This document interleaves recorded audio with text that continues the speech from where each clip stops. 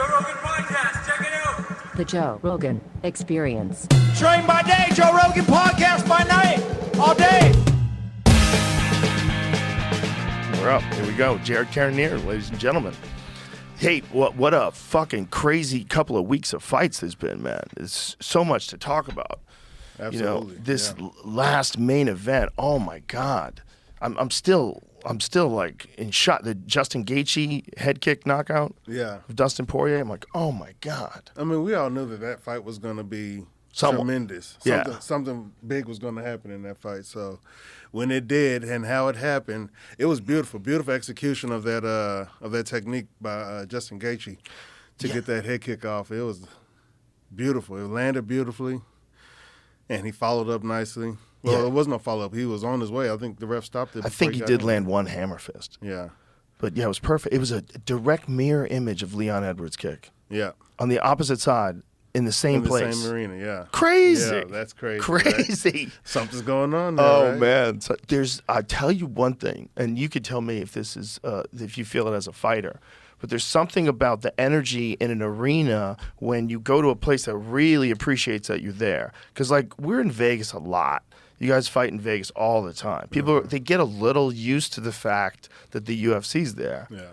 But when you bring it somewhere like Salt Lake City, they get fucking hyped up. Those people were there for the first fight of the night. The place was packed. And there's this wild feeling in the air. Like, everybody's excited. Does it, as a fighter, does that affect you?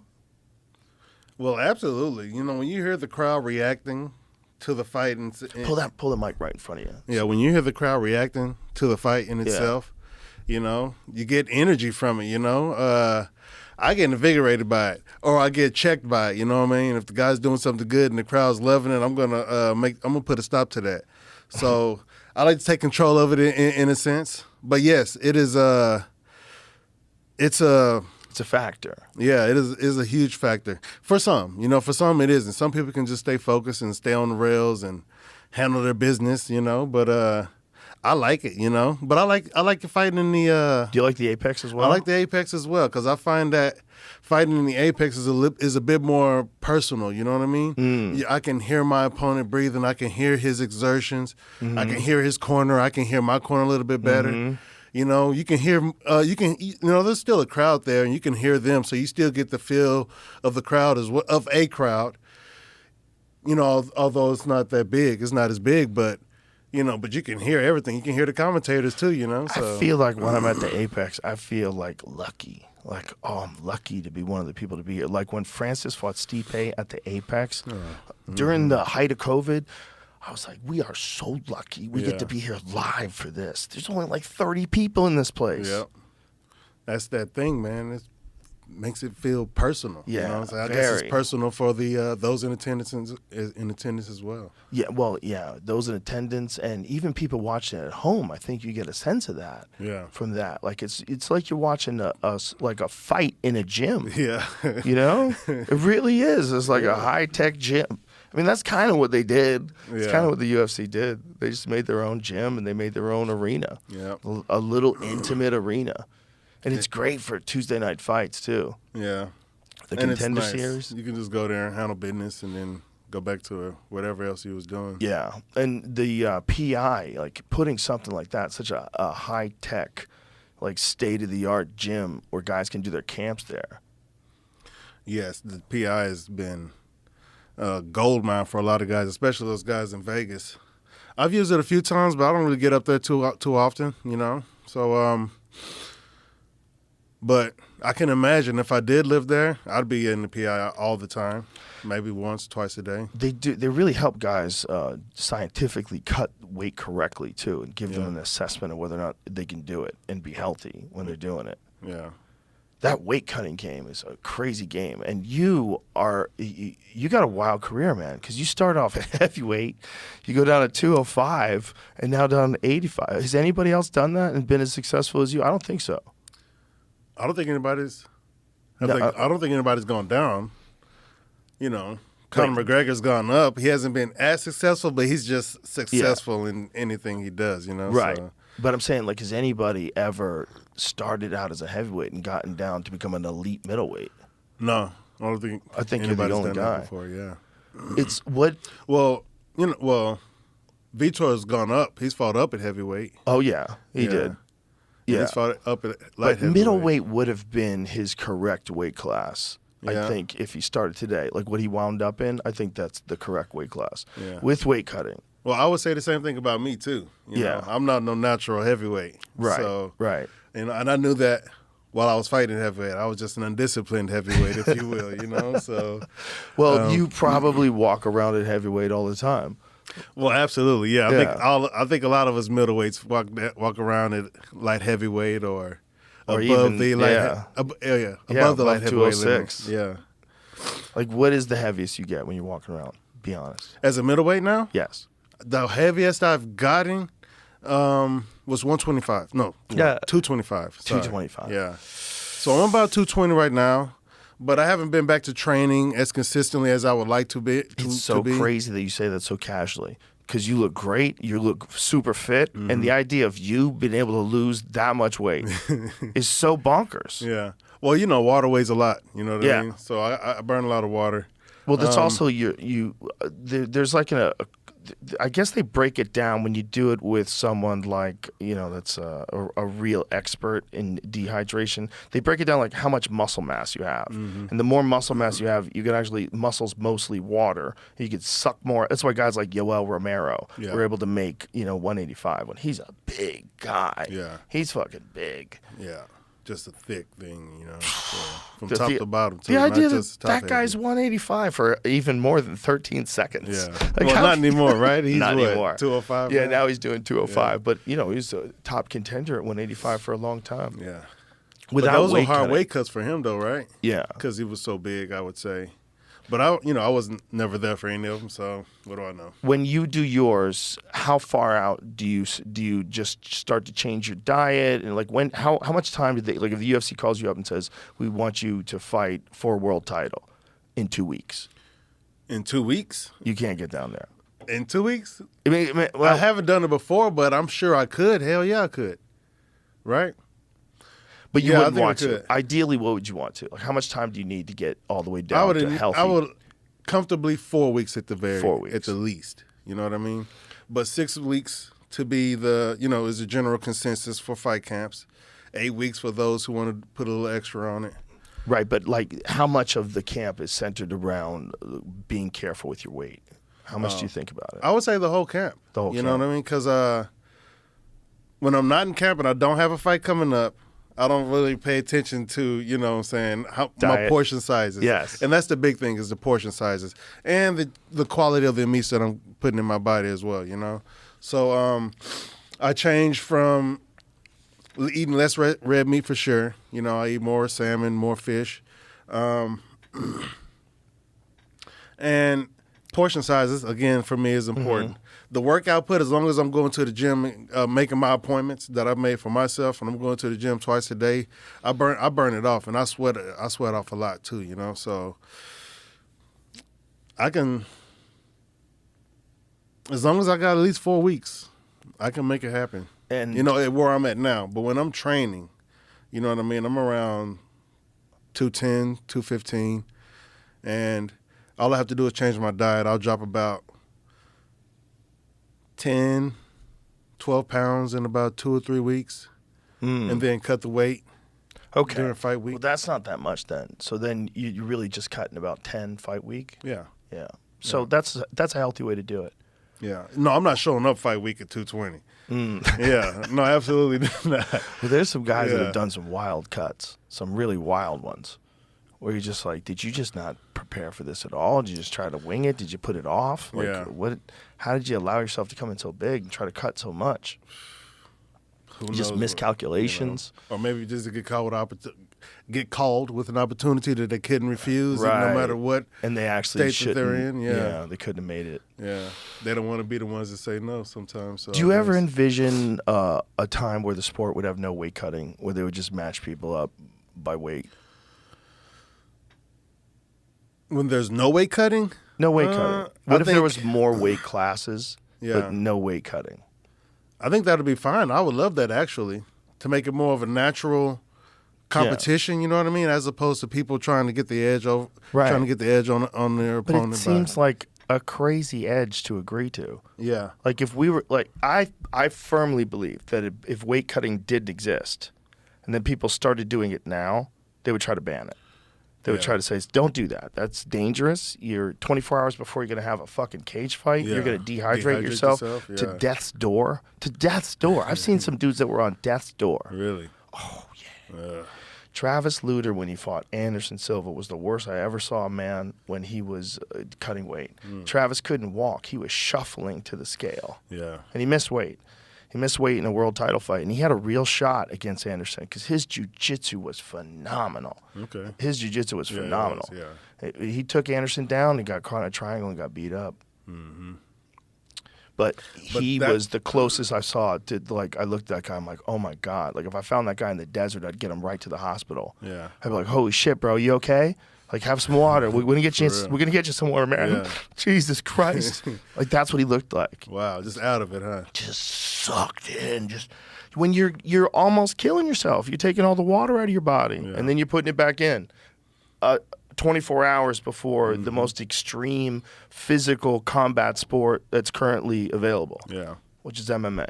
Out of your vital organs, in your liver, America. your brain, yeah. Like, there's some left way shit. They might disagree that there's more extreme. Yeah, but that's why I wouldn't do no extreme weight cut myself. You know what I'm saying? Yeah. That's why I said that's why middleweight is where I'm stopping. I could probably do welterweight with a strict diet over a period of time. Wow, you would be a giant welterweight. Yeah. But wow. But that would be uncomfortable for me. That'd be uncomfortable to live. I wouldn't be able to live the way I want to. I wouldn't be able to eat the way I would like. You know what I mean? I remember I ran into Rumble, rest in peace. I ran into Anthony Rumble Johnson in a hotel lobby, and I go, how big are you? And this is when he's fighting at welterweight. He goes, I'm 230 right now. I'm like, no way. Did a fight week? No. He was in town for the fights just to watch. But you couldn't believe how big he was. And then he would make it down to 170. Wow. Even if that was fight, that would explain some of his missed weight cuts, showing up to fight week at 230. But then I don't think the UFC now would allow something like that to happen. A fight like that probably to go on. not. No. Well, there's so much more. There's some more eyes on the fighter's behavior and what they're allowed to do and not allowed to do. Yeah. Which I think there's a lot of it. Like, I was having a conversation with Jeff Nowitzki about it, like that they are trying to introduce things like peptides and allow fighters to use things that would help them heal from injuries and give them exemptions for things like that, because it's only beneficial to the fighter and their ability to heal from injuries. That are really, a lot of people, at least anecdotally, there are some studies on BPC 157. I don't know what the full date is, but I know that the doctors that I work with and the people that I know believe in it a lot. And it used to be legal for UFC fighters. Then they banned it. They did? Recently, yeah. Oh, I didn't know that. Yeah. It's a bummer. See, this is why I don't use supplements myself. I only use this stuff they give us from, like, Thorne Supplements. I think UFC has a partnership with them. Right. And they're all third-party tested. Yeah. No bullshit in them. Yeah. So there are some other things like Element Teas, hydration packages I'll use every now and then. Those are great. I rarely do I take supplements. On top of that, I'm kind of even just take them consistently to get the benefit from them. So there's really no point in it for me.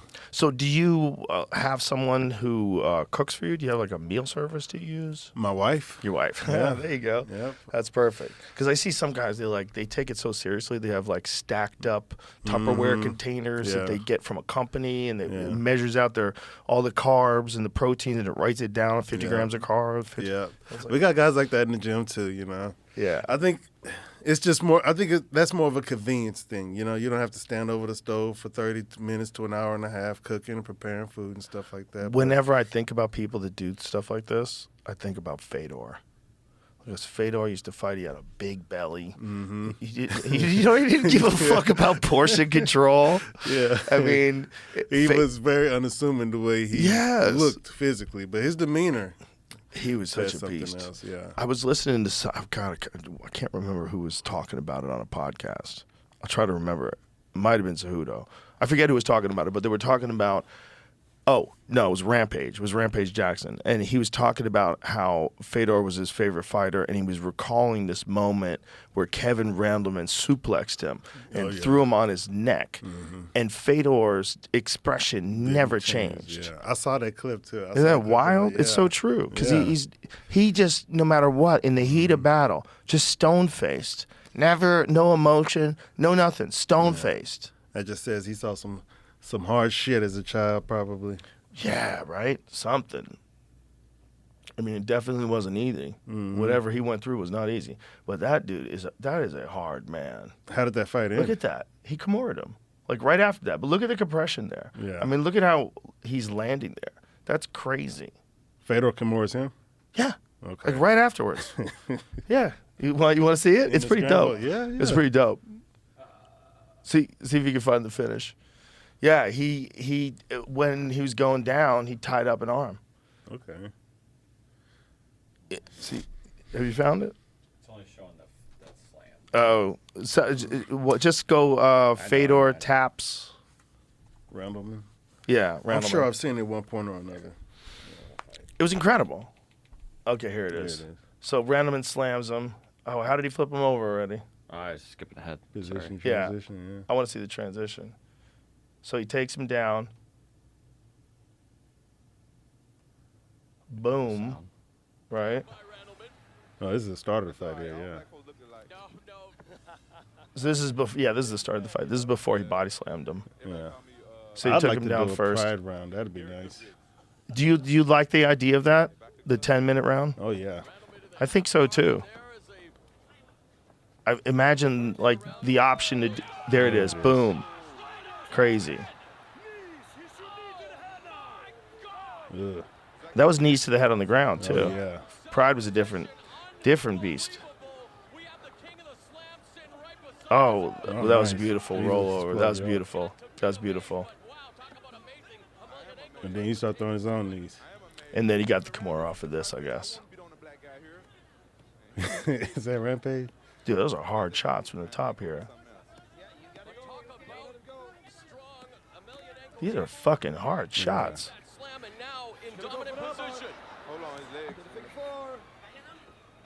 He's opportunity here to grind in some knees if he establishes himself better north-south. Oh, here we go.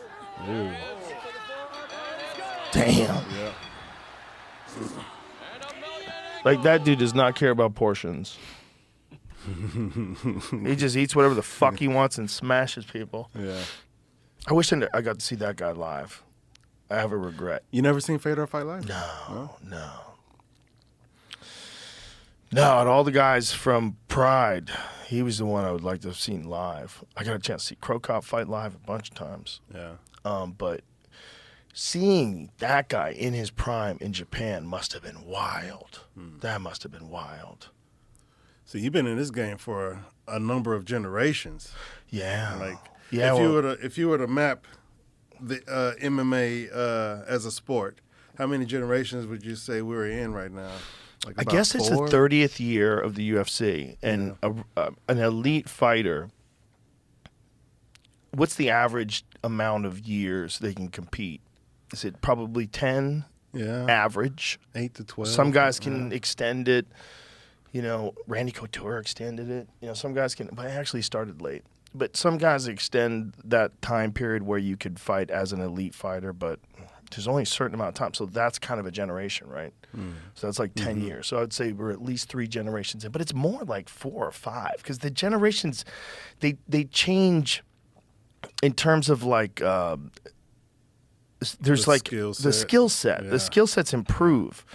You know, I was just having a conversation with a friend of mine about how people today, like everything they do today, they get a chance to see all the people who've done it before, and it helps you get better. Just like there's more. If you want to watch MMA fights, in the 1993 when the UFC 1 was around, you couldn't see anything. Like, what are you going to find? I watched my first MMA fight on a VHS tape. Yeah. Yeah. So I watched some people my watching first now one don't know too. what a VHS is probably. Yeah. And those people that fought in those things had nothing to look at first. Yeah. They just went out there and did it. And they just were hoping karate worked. You know? Wow. You know, they were hoping that judo was enough. They were hoping that freestyle wrestling was enough. Talk about going there blind, huh? I mean, those are the wildest of wild people. Yeah. I mean, respect to the pioneers, like Yeah. the Hoist Gracies and the Ken Shamrocks and the Dan Severns and Don the Predator Fries. Like those guys, those are the pioneers, man. Yeah. Mark Coleman. There was nobody before them. No. Nobody before them. And So they didn't know what to expect. They just Yeah. knew that they had it. they knew that they could get paid money to fight. Yeah. And so they were like, okay, for as long as this lasts, let's do this. And for a while, it looked like it was going to get kicked off cable. And then it did. It got banned from cable, and you could only get it on DirecTV. Mm-hmm. Yeah, that's when I used to get it. I got DirecTV specifically because On it was Spike, the right? only way. No, it was before Spike. Before Spike? Spike TV was when that's when it really took off. But that was like 2005, Okay. right? Yeah, but there was a long period of struggle with the UFC. Yeah. Both when SAG had it, there was so much suppression. It was so hard for them to get into venues and get sanctioned to have them in certain states. It's a grind. When you first started watching MMA, how old were you? How old was I when I first started watching? Yeah. So when you saw your I first... was in Alaska when I first started watching. When I see my first fight, I was in Dallas. I was transitioning from college into the military. So I was about 21. I was 21, yeah. So it was just a fight. My mother, she was adopting children, and she had this Ecuadorian, a Shaolin monk from Ecuadoria, right? An Ecuadorian who lived in the Shaolin temple and trained and lived that life, you know what I mean? And he would go outside and meditate and practice his art, practice kung fu and stuff like that. And he found it on TV. I didn't even know it existed or anything like that. And he was watching it one day when I came in, and I sat down and watched it. I think I was watching, I can't remember the fight. I believe it was Shogun and somebody. But anyway, I saw the fight, and it didn't really pique my interest at the time, but I was interested in it because I respected the competitive aspect of it. I definitely loved martial arts, and I was just seeing these people fight and stuff, but I didn't see myself training at the time. At that time, again, I was transitioning from college to the Army. So when I get into the Army, they have a Modern Army Combatives program, which is like basic white belt jiu-jitsu, you know, minus a lot of the stuff that we do in actual jiu-jitsu. But once I got my first hands-on experience with the martial arts, I was like, ooh, this is something I need to do with my vessel, with my body. This is something I'm meant to do. You know what I mean? And even as a kid, you know, watching all the Kung Fu movies, the Ninja Turtles is big. I love the Ninja Turtles. But all the martial arts stuff, I still, you know, it interests me and stuff. On top of that, my daddy, whenever I would go and visit him, he has a gym in his garage, a boxing bag, and me and my brothers would throw the gloves on and play around, not really taking it seriously as a martial artist, you know.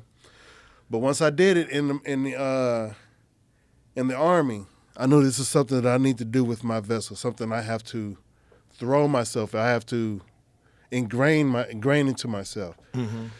So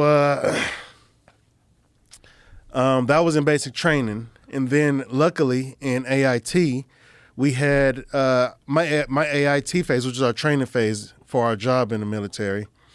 My AIT phase, one of my drill sergeants was like a level 3 combatives, had like a level 3 proficiency in combatives. I think it goes like 1 to 4 or 5 or something like that. And there was a battalion combatives tournament that I could participate in, you know what I mean? So we were training for like a month and a half, maybe 2 months of training basic white belt jiu-jitsu for the Modern Army Combatives thing. And I loved it, man. I was having fun. I was learning. I was exercising. I was applying my mental capacities to something that I wanted to apply to, not something that I was ordered to apply to or something I was trained to apply to. Right. It was something that I wanted for myself. And Those were one of the best times I had in the military, one of the best aspects about the military that I liked.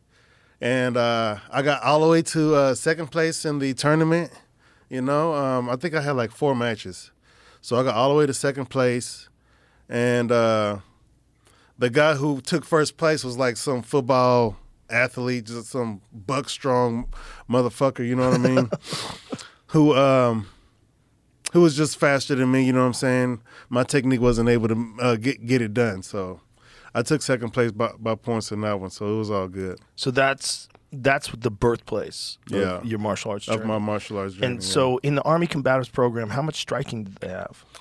Well, when you get up to a level 3 or 4, I think that's when they started incorporating striking, and that's what I wanted to do throughout my military career. Essentially teaching like MMA? Are they like how they're incorporating grappling and striking? They weren't there wasn't MMA. I think they did. When you get to the very top of whatever you're training, then they have like an MMA. They combine it in MMA, but usually it's separate. Okay, so it's grappling or striking. Or striking, yeah. And then is it striking like Muay Thai style striking? It seems a little bit like amateur Muay Thai. They have the headgear and the shin guards, and there's no elbows and stuff like that. Okay. So they modify it for the so I guess soldiers don't end up getting hurt and taken out of duty and stuff like that. Yeah, but why would you remove elbows?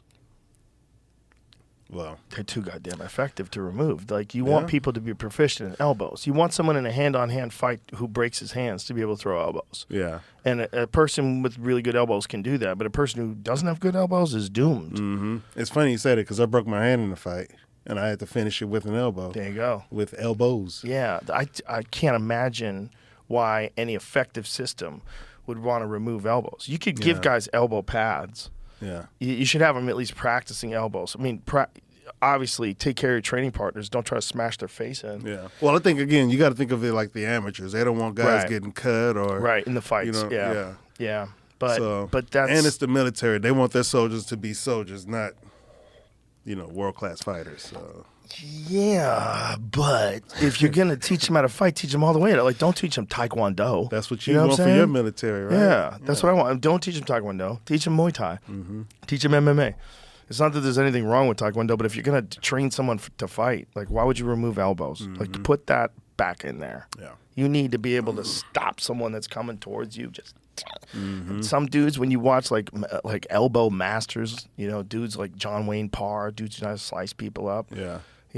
Sanchai, guys who just know how to step in and smash people with elbows. There's a beauty to elbows. Yeah. Oh, I'm actually increasing my repertoire with the elbows and stuff. I'm working with a few of the guys. Ben throws some nasty elbows in sparring. He doesn't wear elbow pads, but he has such control and awareness of his distance that sometimes. And I'm not too spastic, so I'm not like running into elbows either. So there's a little bit of control on both sides. So, he can just barely like boom. I'm like, oh my God. Like, I can only imagine the amount of damage he could have done if we were going at it. So, yeah. But I've been working with him. He brings it out of me a lot, working with Ryan Diaz, who comes in, who helps me out, shows me a lot of the stuff. He knows a lot of Thais and stuff. So he's a Muay Thai specialist himself. So, did you ever see the fight between Nate Marquardt and Tyron Woodley in Strikeforce? That was the last fight in Strikeforce, right? Goodness, I did see that one. Oh my goodness, Yes. I don't know if that was the last fight in Strikeforce. I think that was the last, very last event. Yeah. Really?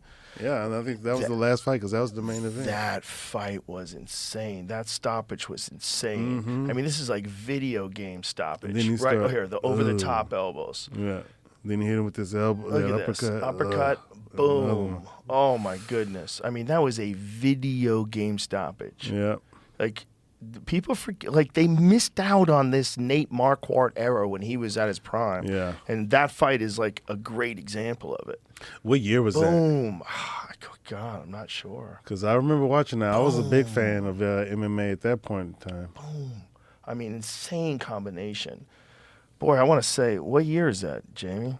That had to have been like early 2010s, like maybe 11 or yeah, 12 I'm or something thinking like that makes sense. I'm kind of bummed out that, like, Bellator and the PFL are going to become one thing now. Yeah. I like Is having that a bunch actually of different happening, organizations. or is that- Apparently, that's yeah. what I keep hearing. 2012, 2012, yeah. Rockhold versus Kennedy. That was a great fight too. Damn, So a that lot of wasn't great the- fights in Strikeforce. My God, Strikeforce was one of the few organizations where you could absolutely say that it stood like neck and neck with some of the best UFC fights at the time. Yeah. You know, like when Nick Diaz was running shit over there, when he had that fight with Cyborg, like when Nick Diaz had that fight crazy with, fight with Paul Daly, yeah, with Daly. insane fight with Paul Daly. Yeah. And then Robbie with Frank Lawler. Shamrock and Robbie Lawler. Yeah. Yeah, Robbie Lawler fighting Melvin Manhoef over there. You remember that one? I remember that. See that, like, you could say that, like, when Yeah. Luke Rockhold was the champ over there and then became the champ in the UFC, you could say that, like, the level of fighter in Strikeforce at the very peak, Was at the level. it was at the Of same UFC level of fighter, the yeah. UFC. Like Josh Thompson was over there. It was at the very same level. It was just elite. I mean, we just got through watching that Here's the Woodley fight. Last event they had. Gegard Mousasi, I mean, elite. okay. Gegard Mousasi is a bad motherfucker. Jacare Souza, Tim Kennedy, Ryan Couture, who's a bad motherfucker too, who's Randy's son. Josh Barnett, Daniel Cormier. Cormier, Jeez. But Woodley went on to become the welterweight champion after that knockout. Yep. Yes.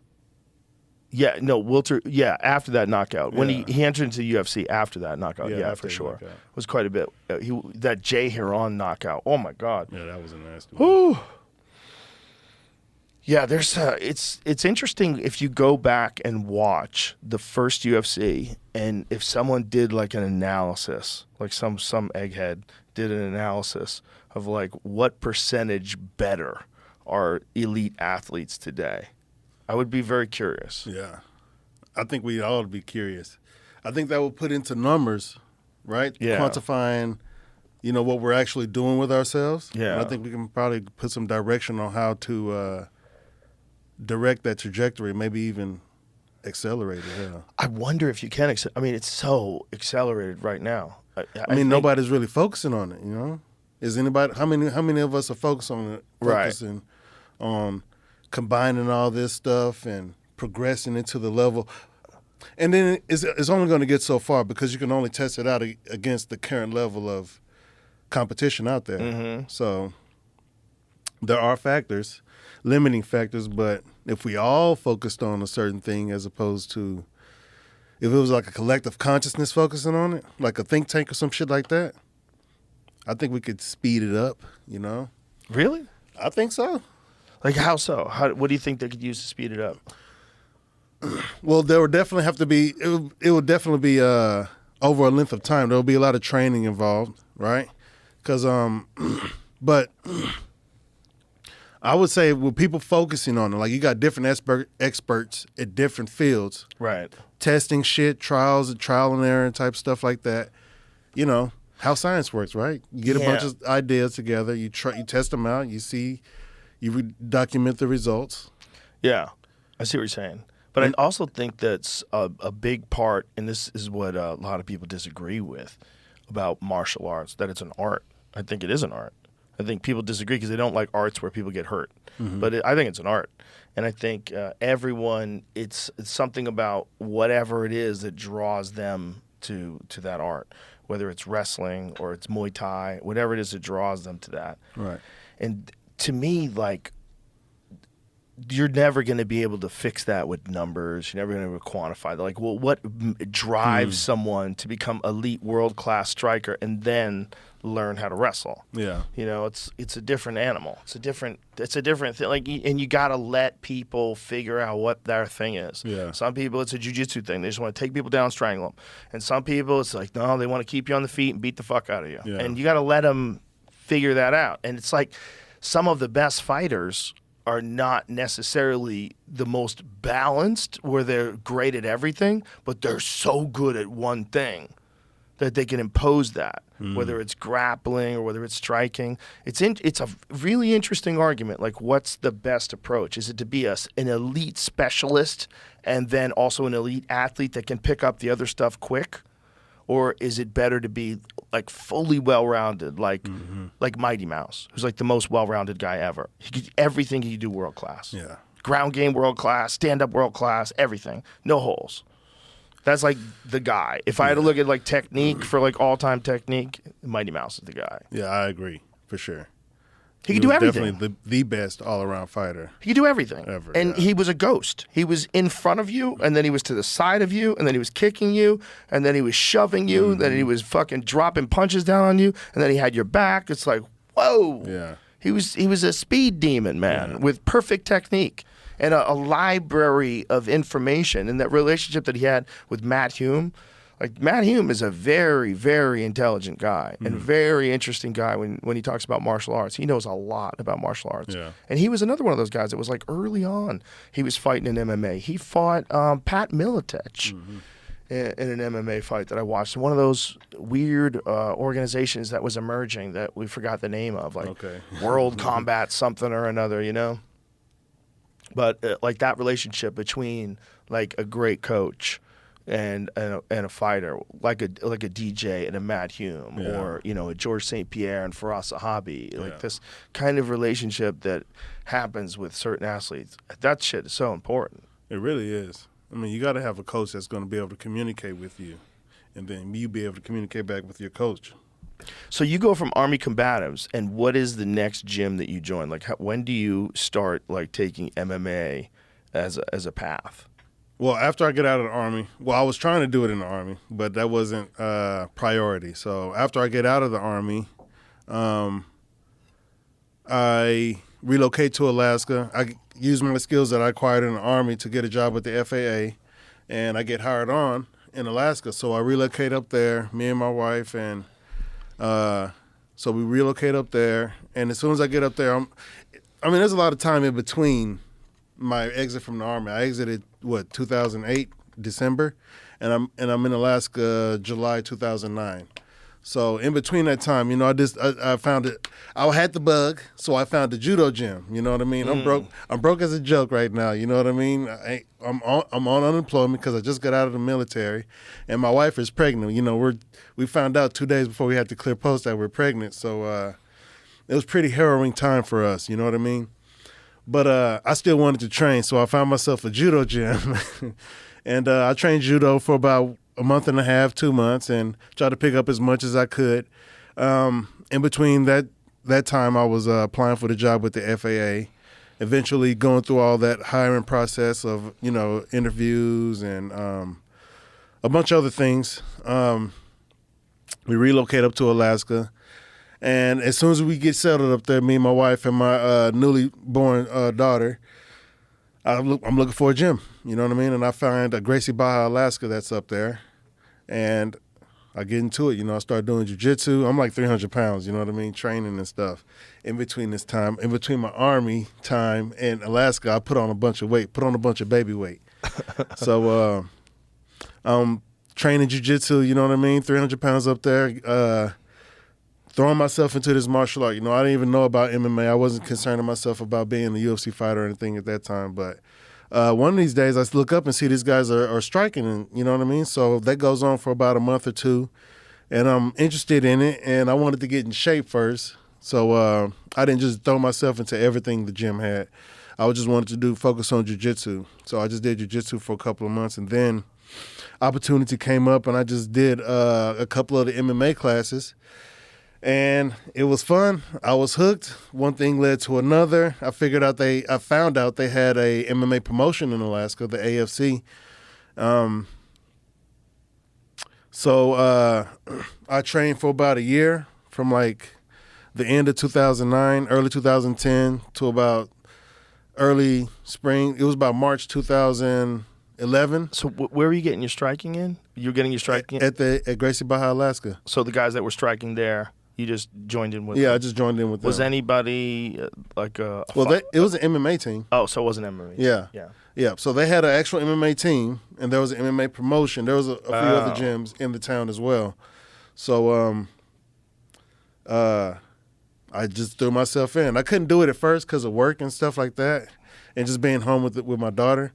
But eventually I trickled my way into it and got hooked, and it caused some friction at first, but me and my wife made the adjustments we needed to, which was either be close to work. Me personally, I either have to be close to where I work at or close to the gym, because that's where I'll be spending most of my time at.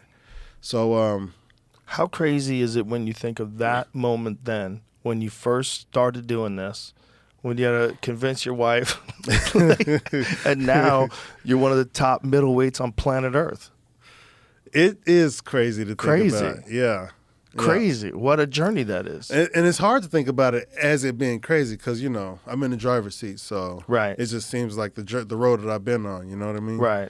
So a lot of people are astounded by it, So to go from, a regular guy to, like you said, the top middleweight in the world. But I don't really see a seam in the transition. To me, it just been like, this is what I want to do. This is what I need to do this is something personal for me. Mm-hmm. You know what I mean? So like people go to church, it's personal for them. You know what I mean? Right. This is personal for me. This is personal development. Not only just doing martial art and what you see on the outside, learning how to do a move and, be stronger than the next man, but the internal aspects of it is what really drew me to it, of being a martial artist, So, well, it makes sense when you watch you fight because you're constantly improving. You always are on the path, which I think is very admirable and very difficult to maintain for a lot of fighters, to maintain their enthusiasm for the path. They'll have some setbacks, and then maybe they lose a little bit of enthusiasm from the setbacks, and it's hard for them to like re-gear up. But you always stay on the path, and like all of your fights, like the Marvin Vettori fight was super impressive, man. That was a super impressive performance. Thank you. And it's just like you're getting better. It's like we knew that you were elite as a middleweight, but you, even through the fights that you've lost, you come back and you're better. Every time you're better. It's like you keep seeing that the path and the hard work is paying off with every fight. Yeah. And, that's interesting because Coach said it in a very interesting way that once you get to that top level, the improvements are incremental at best. You know what I mean? So it's hard to see them. Yeah. And that's one of the things he's impressed by with me as well. He says, because I'm making semi-drastic, I don't want to say drastic improvements, but I'm making some big improvements. You're making some big leaps. That are noticeable. The movement in the Vettori fight was noticeable. That was very impressive. That your movement was like there was much more activity going on. It was really technical. Yeah, setting him up really really well. And it's only going to get better. I promise you. I believe you. For me, it's already gotten better because I've moved on from that. You know what I mean? So, but with a big fight like that and a big win, is there also like this feeling, like almost like you've leveled up, like you've gone through, like you got affirmation. You knew it. You thought you were going to beat him. Vettori's one of the best in the division for sure. Yeah. He's a beast. That's another dude. Like how the fuck does that guy make 185 pounds? Yeah, he's a big, beast. right? Yeah, he's a house. Yeah, I always stand next to him like, how the fuck do you do that? He's so big. His and head's got to be like 40 pounds, right? Pajeda, who just fought at 205 this weekend to beat Jan Blachowicz. When you're standing next to him, you're like, what do you really weigh? Yeah. Bro, you're 230 pounds. Yeah. You're huge. He's gigantic. He looks like he's 225 pounds when he's standing there.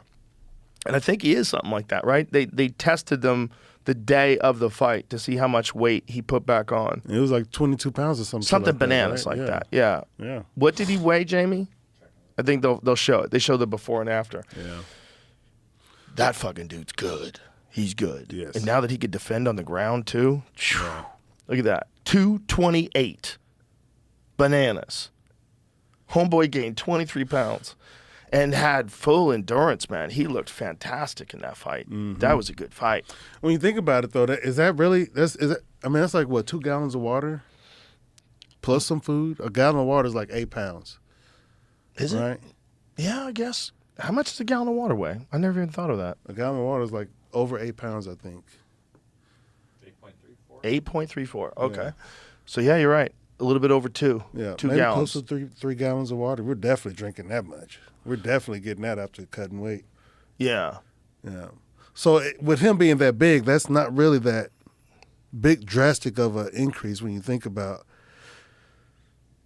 the fact that he may not be as dehydrated as he was at middleweight, but I'm sure he's dropping his weight some especially to get back up to 220. So I feel like I think when you dehydrate yourself, you really can really put down some water. Yeah, no, I agree for sure, and I think when you're a real big guy like he is, like the benefits of that weight cut are without a doubt. Yeah, I was like 215 when I fought Vittori. Were you really? Yeah, Is that's that the most that I've put on. Yeah. Yeah, that's the most. Did you do it on purpose, or was it just happened? No, it just happened. I didn't do anything intentionally. The only thing I did intentionally was prepare like a big jug of tea with some electrolytes and stuff in it that I carried around with me. That's the first time I've done that. And when you do something like that, do you sip it slowly when you first start taking it in? Because you're dehydrated for like how long? I don't sip slowly. Hell no. No, because I cut the night of. That's the most dehydrated I am. I cut the night of late that night so I can just try to go to sleep and then wake up and go to the early weigh-ins. And that's how I do it. And I wake up, and if I need to cut extra, there's still time to cut because I wake up early. I can't sleep the night of a weight cut. So that makes sense. Yeah, I've heard different people do it different ways, but I think people are realizing now it's better to just get up early. To get up early and do it? Yeah. I think it would be better. You know what I mean? You want to sleep. You just wake up. Yeah, you want to sleep hydrated. You definitely want to sleep hydrated. And otherwise, you're missing a night of sleep for real. No, you're absolutely right. Yeah, it's like you're going to always dehydrate yourself, but you're going to miss a night of sleep because you want to be dehydrated earlier. Don't do that. You need that fucking sleep. It's just, I really wish that there was a way around it because I just don't think it makes any sense. And I know it's a tradition, and I know it's the fight before the fight, like John Anik always likes to describe it as, but I just think it's unnecessary and dangerous. Yeah. And I think it's dangerously unnecessary. Like, there's no reason to have people almost kill themselves a day before a fight. Yeah. Well, I think it affects guys' chins, and Josh Barnett was saying that. Yeah. Josh Barnett and I were having a text conversation about this. He said it absolutely affects your chin. When you get dehydrated, your brain doesn't hydrate as much. Yeah. You're not just dehydrating yourself. You're dehydrating your brain, your liver, your kidney, you can't take a shot as well. Yeah. Yeah. So it's one of those things, man. It's like I feel like it's a legacy thing in the sport that I wish wasn't there anymore. Yeah. But I do like to see a guy like you go from heavyweight all the way down to middleweight. I do like that because when you fight, I go, God damn, he's big. Yeah. Like, it's worth it. It's worth it because you could really be a bully in there sometimes. You're a big middleweight, and it has its advantages. It has its advantages in durability too, I think. You're absolutely right. I'm able to absorb a lot more, even though that's not my goal is to not absorb anything in there. So, but it's the nature of the beast. You can't really block them all, I suppose. Yeah. But same for guys like Vittori. It's like one of the things he's famous for is he can look at take this man. shots. Yeah, because I'll put some heavy leather on that guy, and he was just looking at me like, No, he's a warrior. But that was a really intriguing fight for me because I know he's elite and I know you're elite, but you just beat Sean Strickland. And then you went right into that fight, and I was like, "This will show, this will show like where he's at." And then, flying colors, man! You just dominated him. That was, I think, your most technical performance. Do you agree with that? I think the Anderson Silva fight was pretty technical. That was very as well. technical. That was very technical. That was very technical. That was very. But that was mostly leg kicks predominantly leg kicks in that fight. I think I was more disciplined in that fight, to be honest, because the goal was he's going to be hard to hit in the head. Right. Whereas, I'm comparing this one to the Strickland fight, not to the Vittori fight. But I was able to make that adjustment. Okay, his head's going to be hard to hit right off the bat, so I'm just going to touch you down here. And I stayed to that, and it only took one round to cause that injury. Yeah, Anderson is, as far as I know, the only guy who's successfully come back after that shin break. Yeah. No one else was able to do it. Well, didn't McGregor? Well, Tyron Spong. Did McGregor fight? No, he hasn't fought since the injury. He hasn't fought the injury. But Tyrone Spong, he's done it. He injured. Yep. He had a horrible one against Gokhan Saki. Horrible. Same thing as Chris Weidman, Uriah Hall. Same check. Horrible snap. And isn't he about to come back though? He's scheduled. Well, to Tyron fight. Spong became a boxer. I mean, see, he'll still do MMA. I know he had at least one MMA fight since then. But he was an elite kickboxer. He was elite, man. Yeah, he was so good. Yeah. And to see his shin snap like that, you're like, God Yeah. damn. I mean, you would always think about it before you went to throw a shot. You would always think about the 2 years it took you to fucking regrow your bone back where you could throw kicks with it again. Yeah. I wouldn't say it slowed my kicks down. Checks have done that enough. You know what I mean? Checks hurt enough or deterrent enough. But it definitely gives you something to think about, you know? It's definitely It's a the most scary one of the most factor it. horrific injuries in the sport. Yeah.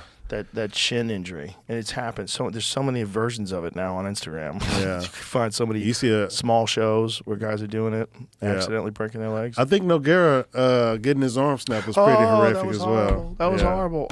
I saw another girl get her arm snapped in a jiu-jitsu tournament. Yeah. Same thing. Oh, God damn it, tap. I remember when Khabib had Michael Johnson, and I remember thinking, just please tap, please tap, please tap, just please tap. Don't make me see this, man. Don't make me see this. Tap. Yeah. He got you. Fight another day. Please tap. Please tap. That fucking spiral arm fracture from that Kimura is so nasty. Yeah. Ugh. And I hear those are from doctors. I hear those are really hard to repair To heal. and stuff. Yeah, to heal. hard to repair. Yeah. You know, who knows if your arm's ever going to be the same again. Yeah. That's a rough one to come back from. My friend Tom broke his arm playing basketball. Like, what was it, like 2 years ago, Jamie? 2 years ago. It's still fucked. He's still struggling His with humerus or it. ulnar? What part did he break? He broke the top. Everything. He broke the top bone, like up here. Oh, that's a humerus. Yeah. Ugh. It was big. Yeah. Big fracture. Yeah, that Nerve one, damage in his hand. All I can kinds of imagine shit. that one being painful because not only is the break Yeah. painful, but you got the weight of the arm Uh-huh. pulling on that thing. Yeah. And that can make it hard for it to heal as well. Yeah, dude. Injuries. Yeah. What's the I've worked worst injury you've had in MMA? In MMA, I've torn. Well, in my MMA career, I've torn my pec training. You know what I mean? I think the worst one I had in competition. I mean, I broke my hand in competition. Did you tear your pec in drilling or sparring? It was just we were initiating a warm up, so it was a warm up roll. Me and Ben was like a warm up roll, and I was passing his guard. And Ben Henderson? Ben Henderson, yeah. Yeah. Yep. And he Shout out to the lab. Yep. Oh yeah, all day long, lab all day. You all know that. Everybody knows what we Yeah. do. So It's a great yeah, gym. It really is. Yeah, that's the whole reason why I quit my 6-figure job and moved to Phoenix, Arizona. Yeah. But yeah, he had a whizzer on my left arm, and I was passing to the right side, so I cleared his leg, and I went to pass his guard, and I was extended with my left arm because he had the whizzer, and I went to get strong to collect him up into side control, and as soon as I contracted that pec, it tore just like that, three little rips, and it tore. That was February. I think that was that was fight week for John Jones versus who did his last fight at light heavyweight? Dominic Reyes. Dominic Reyes. Yeah. So that happened in Houston at the hotel. And Wow. then I came back and fought. Yeah, that was 2020 before COVID. And then I came back and fought Robert Whitaker in Abu Dhabi. Was it still fucked up? No, the pec was fine. Okay. Shout out to Aris Physical Therapy. Ah, Now you got me running all my shout outs now. Shout out to Aris Physical Therapy. I've been hitting them up since the Anderson Silva fight. You know what I mean? I've been working out with them, working out there, as well as working out at the lab. Those two combined you guys see my cardio. Those two combined has really propelled my career. But I came back after the pec tear to fight Robert Whitaker, and look, not a minute into the fight, he throws his patented Reaper combo, 1-2 head kick, and breaks my left ulna. Oh, man. So I ended up fighting this guy for another 2 rounds plus 4 minutes of the first round with a broken ulna, and I almost got him too. You should see the other guy, right? That's one of those crazy freak injuries that, like, it can always happen when you're blocking kicks. But it was my fault. I extended my arm to block, more reactionary as opposed to being grounded and prepared and bracing and ready to absorb the kick. I like, oh shit, kick. Right.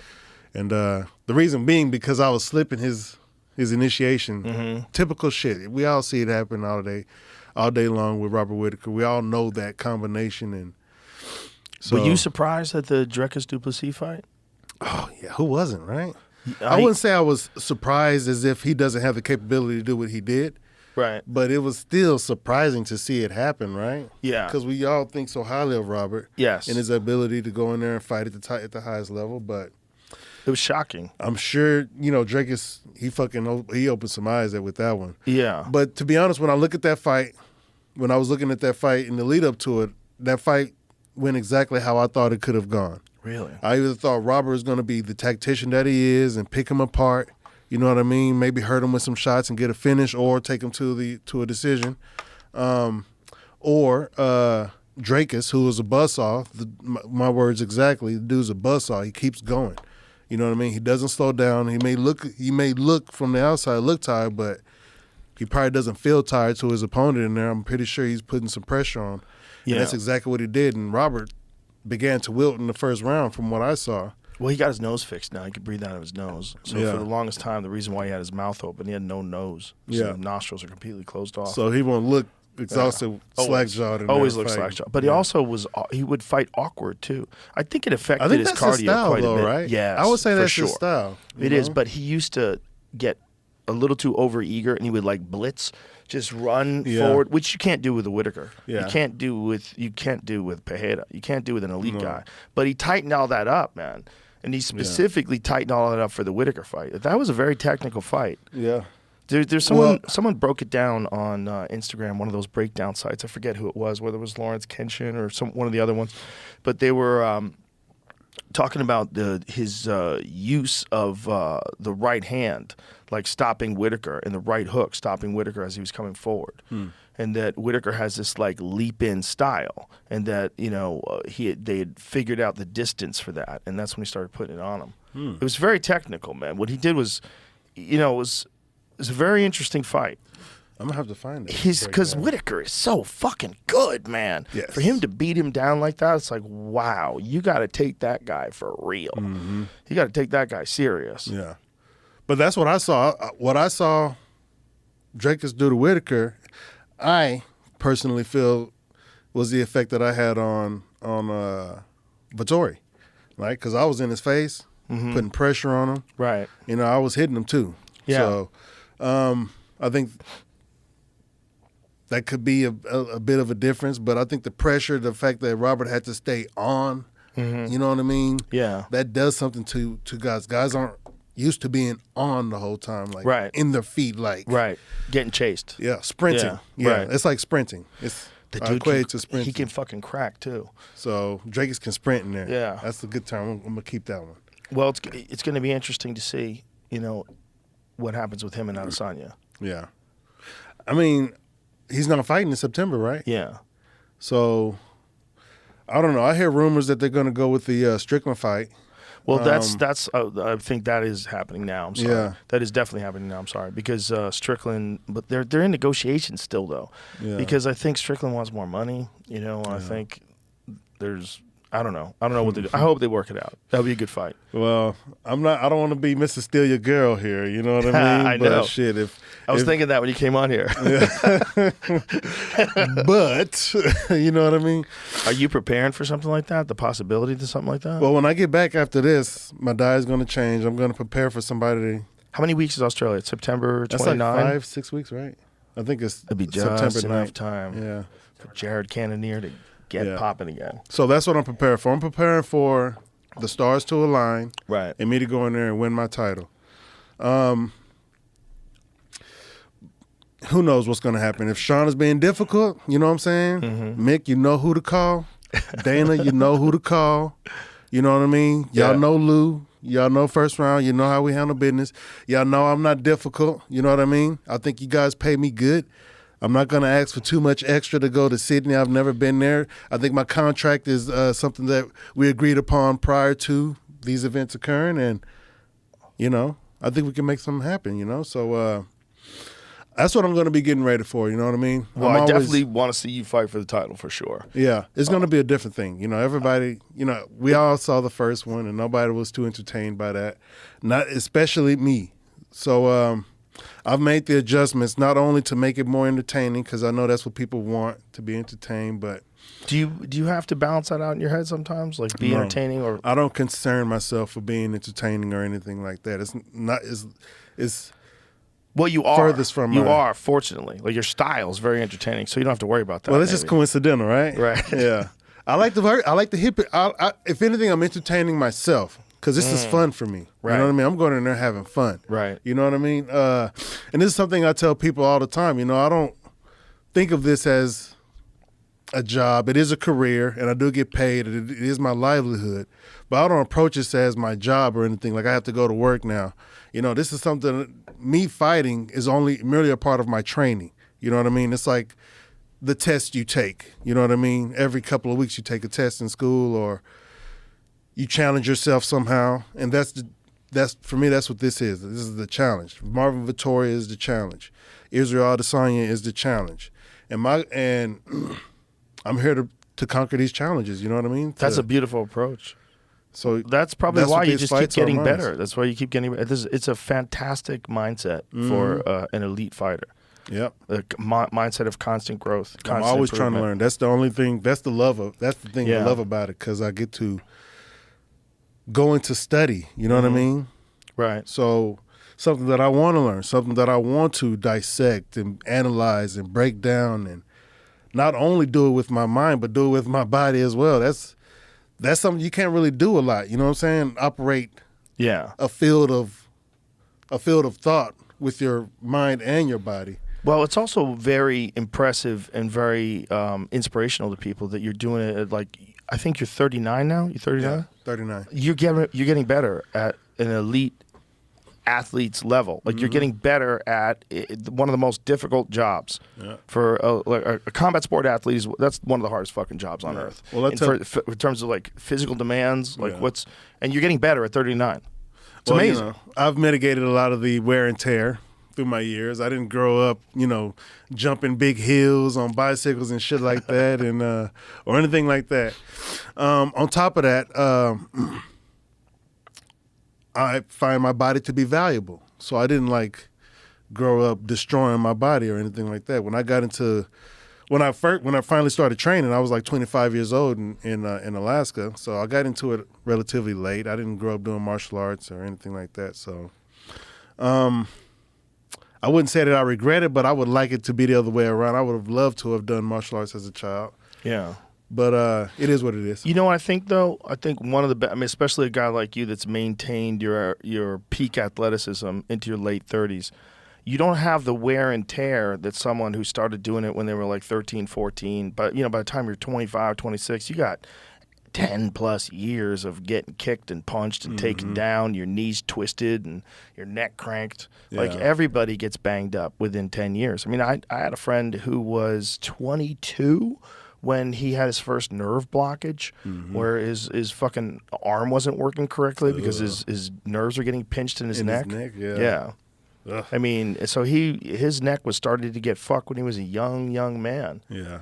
So by the time, you enter into martial arts later in life, but you were already a mature man. And one of the things I think about, like a big guy that cuts down, is like your body thinks you're 300 pounds still. You know what I'm saying? So, but you have all the tendons of a guy who was 300 pounds for a while. Yeah. But meanwhile, you're competing at 210, 215. Yeah. I liken it to Goku training in the hyperbaric chamber. As Super Saiyan, I just want to be regular Super Saiyan all the time. So here, let me just get heavy, train Super Saiyan, and then when I lose weight, it'll be like regular. Yeah. Well, you seem to have got it down to a science. It sucks when people don't make weight. Like this past weekend, Michelle Pereira and Wonder Boy, they canceled the fight. That's a bummer to me, man. That's such a bummer. Yeah. That dude's so big, though. He is big. He's gigantic. That's a gigantic 170. He's fucking huge. So I could see it because Darren Till missed weight with Wonder Boy in the past, and Wonder Boy always felt like that was a factor. Yeah. That he came in heavy. I was going to sub for one of his fights. I think they were concerned I think it was visa and weight issues. The Darren Till one? Yeah. Yeah.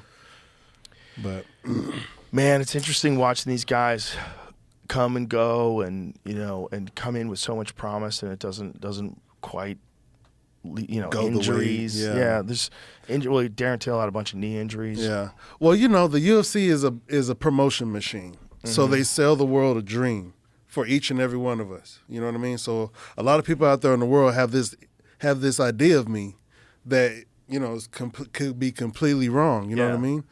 So we all have these expectations. Everybody has these hopes and dreams and stuff like that. And us as fighters, especially with the mics in front of our faces, are allowed to share ours. So everybody definitely believes us when we say, believes me when I say I'm going to be a champion one day. You know what I mean? I sure as hell believe myself when I say that. So, but very few of us are going to make it to that level. You know what I mean? A very few percentage of us are going to make it. So that's the reality of it, and that's the reality I had already come to terms with when I first started this. So when I first started doing MMA, I already had a full-time job, a good, comfortable job, you know what I mean? I was able to take care of my family, so I was good, and I was able to go train, so I was happy. I just told myself, I'm just going to go as far as I can go, you know what I mean? Pretty much make myself no promises, you know what I mean? Because I understand my ability, and I had confidence in myself, which is why I did it in the first place. But I understand the reality of it, and I was blessed to already have a full-time job to be able to take care of myself. Because there's a lot of fighters out there are broke trying to fight. Yeah, the majority of fighters are in broke situations trying to fight. So, yeah, when I was training, it wasn't my goal to be a UFC fighter. I just wanted to go as far as I can, learn as much as I can while I have this time here on Earth. So this is as far as I've gotten. You've gotten pretty fucking far. Yeah. You've got a great approach, man. You got a great approach to life, a great approach to this path that you're on to be a better martial artist and a better person. Like that. It's a fascinating approach. It's very samurai-like. Well, thank you. It is. For me, I like to take energies from all places and try to create this, I don't want to say character, but create this avatar and equip this avatar with all these different perks and stuff that I find admirable, that I find moral, and things that's going to make me a bigger, stronger, better, what am I? A human, right. A man, right. A black man, if you want to use those labels and terms, you know what I mean? But for me being who I am. And that's a great way to think about it. Yeah. And not necessarily try to distinguish myself from any and everybody else. You know what I mean? Look to any and everybody else to see the potential that I have, because we're all human. We all have the potential to do great and wonderful things, or terrible and bad things. You know what I mean? I said this is one thing I tell my children, we have the ability as humans, this is what makes us unique from any other species on this planet, that we have the ability to be an animal, or we can be something better than that. We have the ability to be a demon or a devil, or we can be a celestial or a god or a goddess, you know what I mean? Not that we would physically embody our definitions of these things. These are just conceptualizations, but I think for me, that allows me to take the trajectory of my life and point it to where I want. I want to ascend, you know what I mean? To use the word that has been so conceptualized, to godhood.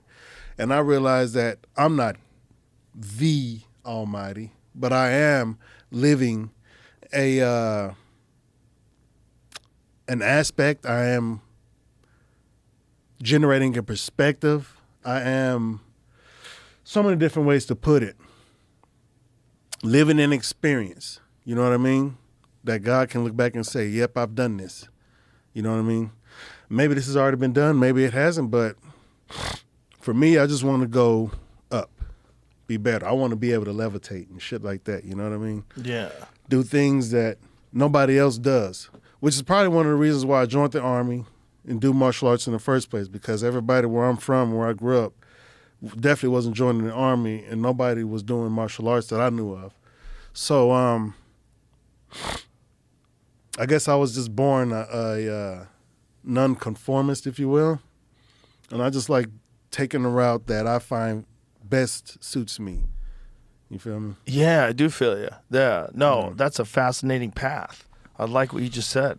I like it. I like what you just said a lot. Yeah. I think if people could adopt that mindset and adopt that way of thinking, I think that would be very, very beneficial to a lot of people. Yeah. It's very admirable. Sometimes when you hear someone's philosophy, the way they think about things and the way they approach their life, you go, oh, that's admirable. And that's what I just felt when you were saying that. I was like, that's very admirable. I like when someone has a very clear, disciplined sort of view of what their life is and what they're trying to accomplish. And you have, especially with this mindset that you have about constant growth, about looking at it like that, like you're always on the path. Yeah. And to approach that as a martial artist and then, you know, be a martial artist while you're still an elite fighter in the UFC. Yeah. But you're still a martial artist. And I think that's why you're so good. Yeah. I think that's why you keep getting better too. I'm a martial artist first. It's awesome. So. That's awesome. And I think that, you know, there was a lot of people that felt like that was kind of lost along with all the trash talking part of the sport, the pro wrestling style of the sport, which, you know, I think the first person to do it really good was Chael Sonnen. But to me, it was funny, man. I loved it. So it's like I'm conflicted. I like it too. You know what I mean? Who didn't love it? Who didn't love the Conor McGregor era, right? How could you not love it, man? He came on the mic saying some wild shit. Some wild shit, right? And how about when Jerry Stevens was talking shit to him? He goes, "Who the fuck is that guy?" Right. He said so many iconic one-liners that. So man. I can understand it. I can understand the entertainment aspect of it. Yeah. And I can understand the business aspect of the UFC catering to that because apparently that's more profitable, you know? Yeah. But I necessarily don't cater to that, you know what I mean? I keep it clean. Not that I keep it clean. I keep it real, for lack of a better word. You are you. You are you. No matter what. This is how you feel about the matchup. Yep. I'm going to be, and my only goal is to be as honest with myself. And in doing so, I'll be honest with any and everybody else. You know what I mean? Yeah. So, and that, for me, that keeps me in check.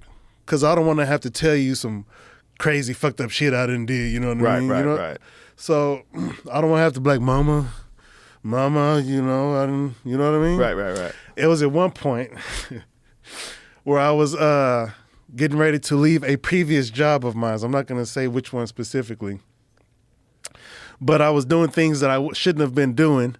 And let's just say I got put in a position to where I can't even say it on Don't say it. I'm not gonna even say it. I'll tell you afterwards. Okay, tell me afterwards. Don't get sued, Jared. Don't get I won't sued. get sued because no damages, nothing, nobody was hurt, nothing happened or anything like that. But if you don't think you should say it, don't say it. Yeah. But anyway, it was wild. And there was a moment where I was going to call my wife and be like, baby, I just want you to know I love you, but something happened and it may make our future a little rainy in a few, you know what I mean? Something bad may just, you know, so. Well, I'm glad you didn't do whatever you were thinking about doing. Yeah. I was going to call her and then I just didn't call her too. And I'll tell you about it afterwards. Okay, tell me afterwards. So when you were competing, you first start competing in Alaska. Right. How did you wind up in Arizona? Like, what was the path to get down there? Like, how many years in were you? Well, I was training I began competing in 2011, and I moved to Phoenix in 2017. And on our team, Joe Murphy and Lauren Murphy. Lauren Murphy's in the UFC. Joe Murphy, we're all familiar with. Some of us should be familiar with it, with that pair. They were some of my first training partners. Joe's a really good friend of mine. I love that guy. It's my guy. I love him, and I love Lauren too. Some of my first training partners. But they had moved. They had moved to Florida. Joe was in the Air Force. Went from Florida to Texas, and eventually landed in Phoenix, early 2010s, and. When they came back to visit in Alaska, they told me, hey, we're in the lab. You know what I mean? They have a really good program there. I think you can go there and, you know, really be good. You know what I mean? As opposed to staying up here in Alaska, you know what I'm saying? If you want to take your MMA career to the next level, the MMA lab can get you there. And at that time, I was just now getting signed with the UFC. I was 7-0 as a heavyweight in Alaska. I fought my last fight January 2014. I had my first fight in the UFC January 2015. So a year later, I had my first fight. So in the summertime, fall time, I was getting managers, getting in with the UFC.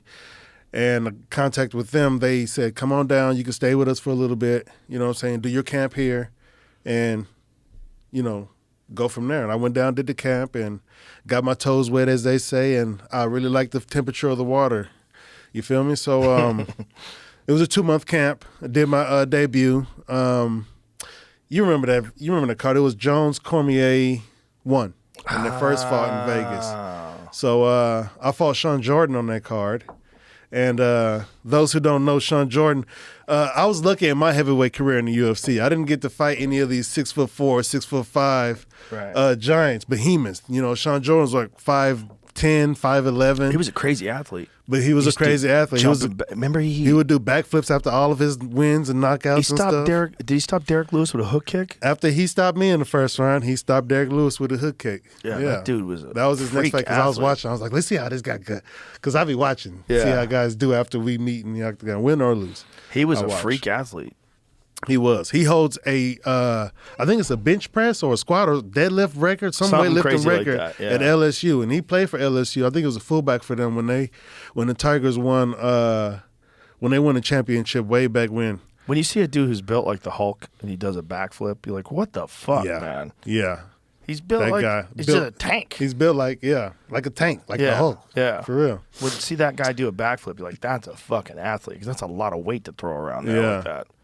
So, yeah, he knocked me out in the first round. TKO. He didn't knock me out. It was a TKO. But did you already know at that time you were going to go down at least to light heavyweight?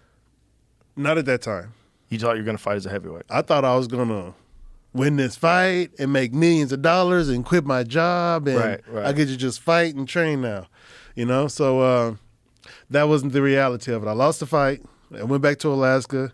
That was early 2015, so I spent another 2 years up there, you know what I mean, doing my career. I fought again in heavyweight. I'm sorry, let me get on this mic. I fought again in heavyweight and won that one. That's the fight I won in Croatia. That was my last fight at heavyweight. And interestingly enough, on that fight in Croatia, there was like 4 or 5 other heavyweights on that card. And all those heavyweights are the guys who will look at it and say, oh, that dude, that's the man. You know what I mean? It was Francis Ngannou. Everybody knows him. And Curtis Blades was on that card. It was Derek Lewis and Gabriel Gonzaga. Ben Rothwell. He fought. Who did Ben Rothwell fight? Did he fight Junior Dos Santos? I think he fought Junior Dos Santos. But those are just 3 behemoths, 6 behemoths of men. Yeah. Jan Blachowicz was on that card. Curtis I didn't even know Blades, that. Francis Ngannou. Timothy Johnson. Martin Tybura. Yeah. Interesting. So all these big dudes was on this card. Yeah. And I'm, standing next to him, walking next to him, and I win by knockout in the first round. So I'm a big dog too. You know what I mean? But you started thinking. I started thinking, not that I was afraid of any of these foods, but for the sake of my career, if I want to be able to compete and give myself as best a chance as possible to make this career work. Right. When I see guys like John Jones and Francis Ngannou, it was Cain Velasquez at the time. You know what I mean? Right. Who I was getting prepared for. That's a guy. When I did my training coming up, I was looking at him. I gotta get ready for that guy. That guy had cardio. That's another aspect of my training right there. Cardio Cain. That's what they call him. So that's why my conditioning is where it is now, because that's one thing I focused on early on in my career. So huge. Yeah. It's so huge. Having a giant gas tank. Oh, yeah. That's the last place I always you wanna talk be. about primetime BJ Penn. When BJ Penn was at his best, he was training with Marv Marinovich. And Marv Marinovich, I don't want to paraphrase, I don't want to fuck this up, but I'm pretty sure their philosophy was it's more important for strength and conditioning for an elite fighter than even fight training. Yeah, sure, it's water, and there's filtered water in that too. So their philosophy was they would get BJ to have the most insane gas tank. He already knows how to fight. They're like, just do your drills or whatever you want to do, but the most important part of your day is plyometrics.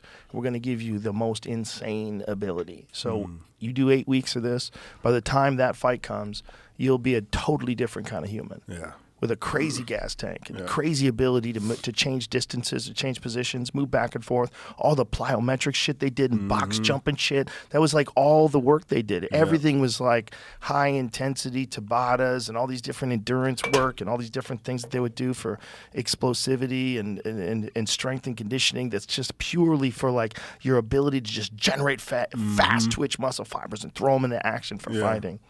And he was a beast during that time, man. Yeah. God. I dare say he was training with one of my training partners, Rob Emerson. Yes. Because Rob Emerson has brought a whole bunch of good stuff he did working with BJ and his team. Yeah. He's brought it over. He always has us doing explosive stuff. You know what I mean? It's always plyometric oriented type stuff with him. It's fascinating stuff, man. It's fascinating stuff because there's so many different philosophies. And then Georges St-Pierre, when he was at his best, he didn't do any strength and conditioning. He said he just wanted to work on efficiency and fight training. So he was just constantly training fight-specific stuff. He didn't do any of the gymnastic stuff either? When he picked that up got later? to a certain point in his career, he was incorporating gymnastics at one point in time. But I think towards the end, maybe he did a little bit of that still, but I think towards the end when we had this conversation on the podcast, he was saying that he doesn't do any of the shit that he did when he first started out. He was doing like box jumps and all this crazy shit and cleans and presses. Traditional shit that you see in the countdown show that gets excited, gets you hyped up. But he stopped doing that, and he was just concentrating on efficiency. So it was just all technique. Well, that makes perfect sense, especially when you become a person like GSP. You know what I mean? Yeah, but I'm saying there's two totally different schools of thought there, right? There's the BJ Penn school of thought under Marv Marinovich, where it's all strength and conditioning. You already know how to fight. Just get yourself to this insane gas tank. Yeah. And then there's the Georges St-Pierre, where it's all fight-specific stuff. You're fight drilling wrestling, fight drilling takedowns, fight drilling jiu-jitsu, fight drilling stand-up. You just, everything's fight, technique. Well, I guess that approach can be attributed to the person, right? GSP is more of the martial artist. You know what I mean? More of the traditional martial artist. He's a karate, you right? BJ's a real martial artist too. But he's a jiu-jitsu guy though, right? Yeah. Jiu-jitsu martial artists are different from karate, traditional karate martial artists. That's you know true. What I mean? Sure. So I would say that could be attributed to their training style. Like I would say BJ Penn, he's from Hawaii. I think you got some dogs out there, you know what I mean? Oh, yeah. So I would say he's got more of a dog in him than Definitely BJ does. would carry around than GSP would carry around. Not saying GSP got a dog in him. Ain't got it in him. I know what but you're I'm saying. just Like BJ will fight you in the street. Yes, exactly. You know what I'm saying. Yes, So exactly. I think that could be attributed to the character of the person doing the work and the coaches and the cornermen around you and stuff like that. So I mean, it's also the gas tank wouldn't do any good if BJ didn't have spectacular technique already. Right. That's the thing. No, Like, you're absolutely he already right had about spectacular technique. yeah. Like his strike, he was only one of the first jiu-jitsu guys whose striking was like fucking world class. Mm-hmm. And if he got you to the ground, the guy won the Mundials 3 years into jiu-jitsu. That's nuts. The what now? The Mundials, the World Championships. Okay. BJ won the World Championships 3 years into jiu-jitsu. 3 years consecutive. Yeah. He got his black belt in 3 years, entered the Mundials, and won. 3 years in. Okay. Obsessed, training every day. Doing jiu-jitsu. 3 years in. Oh, okay. So he's a white belt, and then 3 years later, he's a black belt, and he wins Mundials. Okay. That's how talented Wow. BJ Penn was. BJ Wow. Penn was a phenom. He was a phenom. Damn. I just got That's my BJ. brown belt after being a purple belt for like 7 years. I was a brown belt for 8 years. 8 years? 8 years. Yeah. I wasn't consistent enough. Yeah. God, I wish they could just fix injuries, all of them. So you'd never have to right? worry about them again. Like 100%, just fucking. I would do Get some- jiu-jitsu till I died. I'd be like Elio Gracie on those mats. Oh, man. That dude was rolling when he was in his 90s. That's my plan, man. Yeah. Yep. Everybody talks about 30 years old, 39 years old. First of all, I said I'm level 39. I'm a level 39 Jared Cannonier. I'm a level 39 Killer Gorilla. I'm a level 39 badass. So first and foremost, I'm a level 39. So 39 years of experience in life. Exactly. Yeah. And when I see myself as 60, 65, I see myself big, chiseled, jacked, gray beard, gray afro with a battle axe in one hand. You know what I mean? Ready to fuck up anybody who's finna step foot, you know what I mean? Who's finna cross that threshold. Yeah. So that's how I envision myself, you know? So I don't see 39 the same way as most people see 39. You know what I mean? I do know what you mean. So I want to be 120-some years old. You know what I mean? Yeah. Finally getting on the dance floor because I don't dance now. But it's it'll be interesting. something new when I'm older. It's interesting, elite athletes that are able to compete like at a higher age. They almost all have one thing in common: extreme discipline. Extremely like Bernard Hopkins, one of the most disciplined guys ever in boxing. Never got out of shape, never ate bad, always ate clean, always ate organic, never drank, never smoked, never fucked around, and competed deep into his 40s. We're at a world-class level. World-class. I think he beat his last world champion when he was, I think he was 50. 50. 50. Yep. Crazy.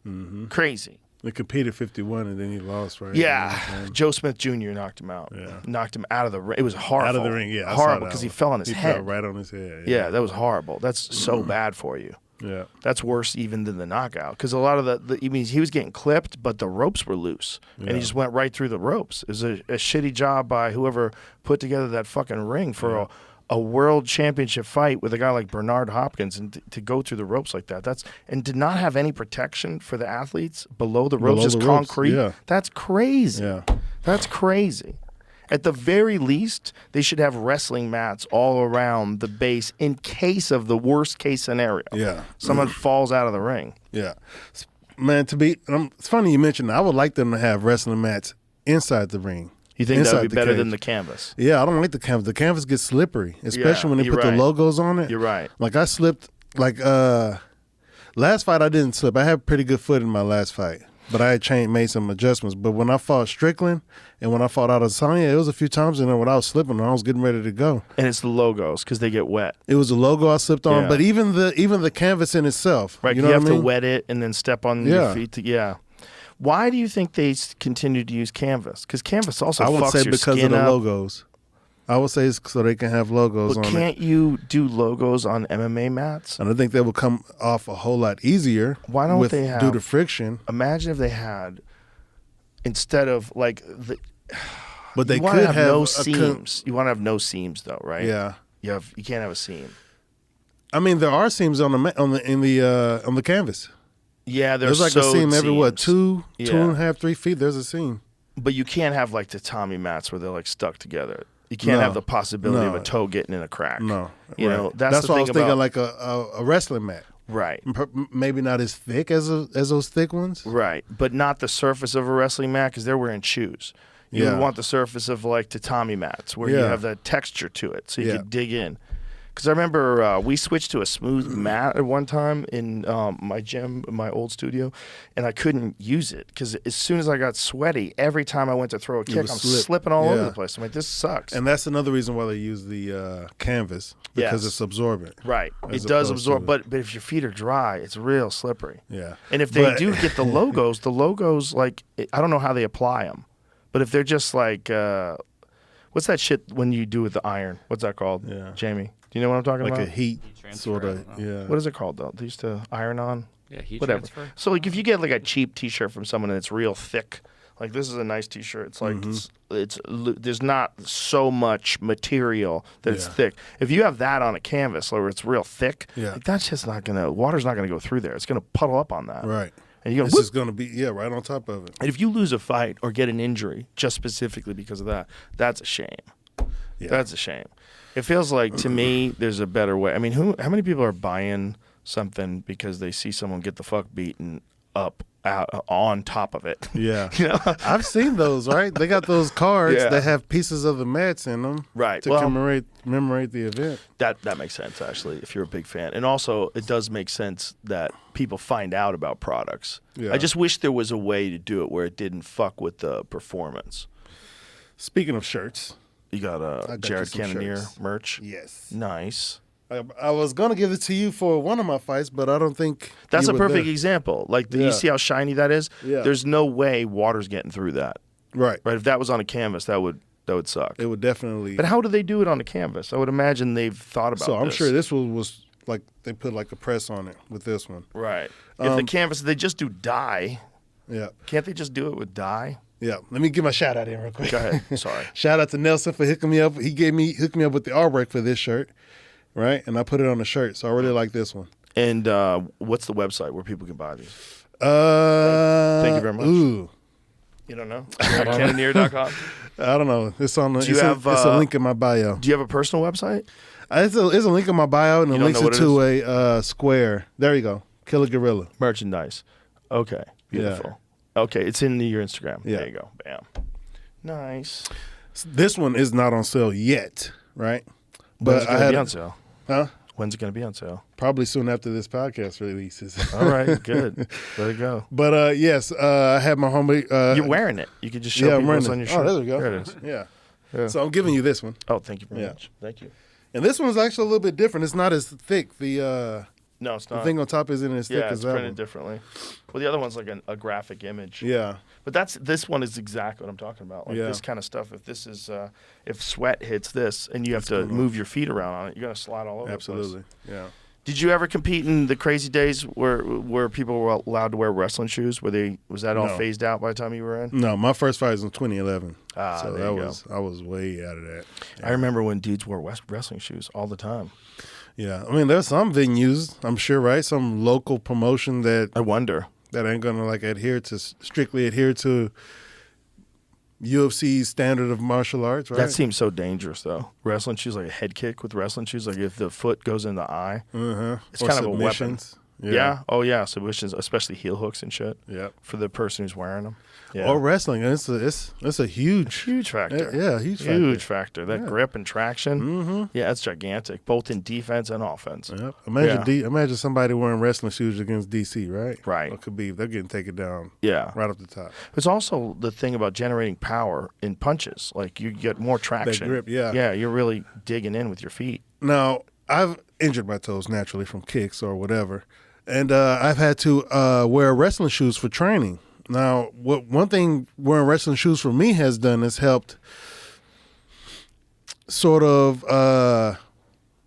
increase, make better, enhance my footwork, right?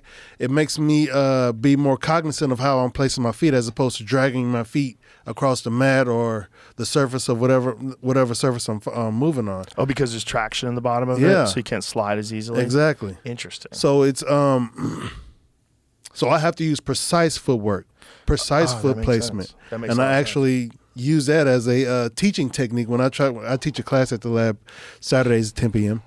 at the MMA lab. And that's one of the things and an analogy that I use was imagine anybody who's seen the Kung Fu Panda movie or any old Kung Fu movie where they have those training setups where there's a bunch of logs standing on end and they just have like that small 2-3 inch round surface to stand on, to move around on and do all these Kung Fu training and maneuvers and shit on. Kung Fu Panda is the one that comes to mind big time for me. But that would facilitate precise foot placement, precise footwork. You have to place your foot in a precise position and, of course, maneuver your body in accordance. But it all starts with the feet. Yeah. So that's one thing that's a huge thing that I ingrained in myself is footwork. And where are you like taking the footwork from specifically? Like where you learned it from? self-taught. Self-taught? Self-educated, if Just you will. what you like things that work for you when you're Things that I sparring and find are fighting. effective, things that I find that I can find that are accessible for me. You know what I mean? Things that I know work. I watch. For me, I'm like Rogue. You know what I mean? Rogue from the X-Men. I see something, And you imitate it. and I can imitate it. You know what I mean? Or like Kakashi. Yeah, I'm an anime guy Okay, too. there you I'm a go. copy ninja. I'll see something, I can do that shit. Right? Do you know how much it bums out some dudes that like killers or anime nerds? Yeah. Well, those guys are missing out, right? They're missing out if Yeah. you enjoy it. I wouldn't say I'm an anime nerd because there's a lot of anime that I don't watch and I can't watch. But Speaking of footwork, did you watch the Terrence Crawford Earl Spence Jr. fight? yeah. Yes, I did. Yes, I did. And I just saw so many different levels in both fighters, but mostly in Terrence Crawford. I saw him change his tempo, change his approach to the fight. You know what I mean? Make those adjustments. And the ability to land hard shots in so tight. In tight. Crazy. Yes, really tight positions. And so accurate. Just inches away from him, and he's landing these right hooks. Yeah. Oh, my God. What a performance. Yeah. What a performance. It was beautiful. Amazing. There, we see it there. There's one of the knockdowns. Mm-hmm. Yeah, boxing is one of the sports that I continue to watch out. That I really continue to watch after getting into MMA. And a lot of people, for whatever reason, are sort of trying to come up with reasons why Earl Spence didn't perform as well as they thought he was going to. But I think you just have to say Terrence Crawford is that good. Yeah. I think he's just that good. And I think we found it. It doesn't mean that Errol Spence isn't amazing. He is. But I think Terrence Crawford, I think you're looking at an all-time great. Yeah. I really do. He's, in my opinion, the best switch hitter in boxing since Marvin Hagler, and he might be better. He's so good, man. He's so good. Yeah. He's so good. And he's going to fight. I think Boots Ennis is his mandatory. Oh, really? Yeah, which is an amazing fight. Yeah. That's an amazing fight. See, Yeah, pull up especially some Boots Ennis, because this dude's movement is next level. Yeah. And he's another one that is a brilliant switch hitter. Yes, Jerron Boots Ennis. They have to fight him soon if he plans on keeping the title. Go to a video of Boots Ennis, because that dude, highlights. That dude is phenomenal. He's fantastic. When you watch him fight, man, he's so precise. Oh, this one. And so slick. Ooh. He's really, really good. And he's also undefeated. I mean, come on, son. This dude, and this is, early on in his career.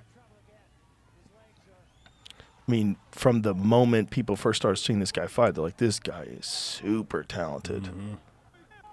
Something special, and so that's a big test, man. This guy's good, like world championship good.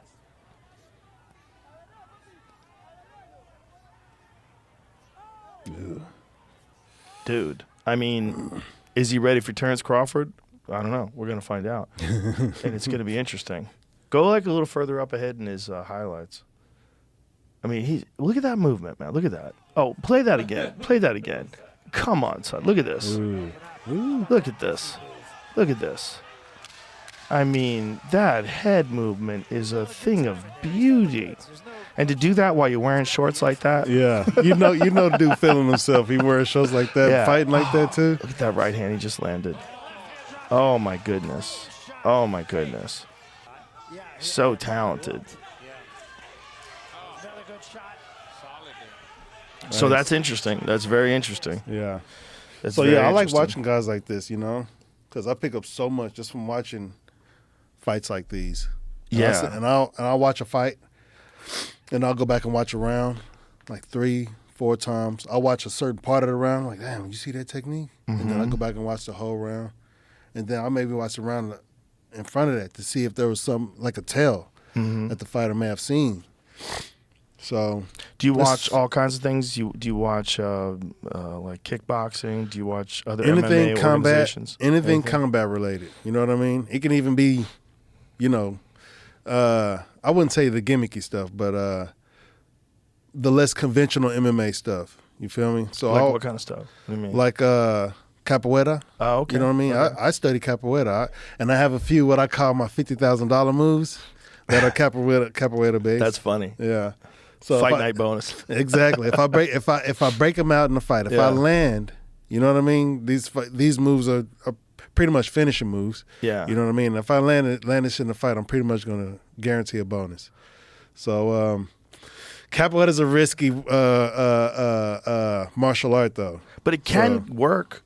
Oh, absolutely. I've seen it work. How about like that Sanchai like cartwheel kick? Mm-hmm. Like that shit works. Yeah. He pulls that off all the time on people. Yeah. He kicks people in the face with that. Yeah. And it's unorthodox stuff sometimes you don't see coming. It can work. And that's a lot a lot of force behind those kicks. And I would also imagine that learning capoeira would be just like when George St. Pierre got really into gymnastics. It would help your athleticism. I've made that same correlation. So yeah, it really does. Yeah, it makes sense. Yeah. Like, just like yoga does, just like anything that's requiring you to flip your body around like that and throw kicks into the air. Yeah. That's got to be good for everything. You know, Or just be able to hold your weight up Yeah. on the ground and stuff like that. yeah. So So are you in kind of like a holding pattern right now, just to see what happens with Australia, whether or not they sign Strickland, and have they contacted you and said, "Hey, Jared"?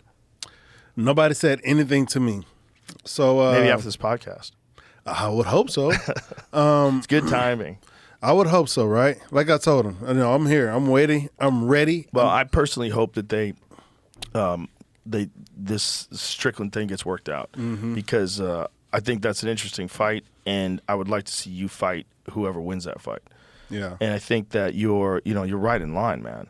And it's a real fun time for the division. There's so much talent in that division. Yeah. With Dricus du Plessis just beating Robert Whittaker like that, and Whittaker was always the guy that was like right below Adesanya and like creeping up on him, right? Yeah.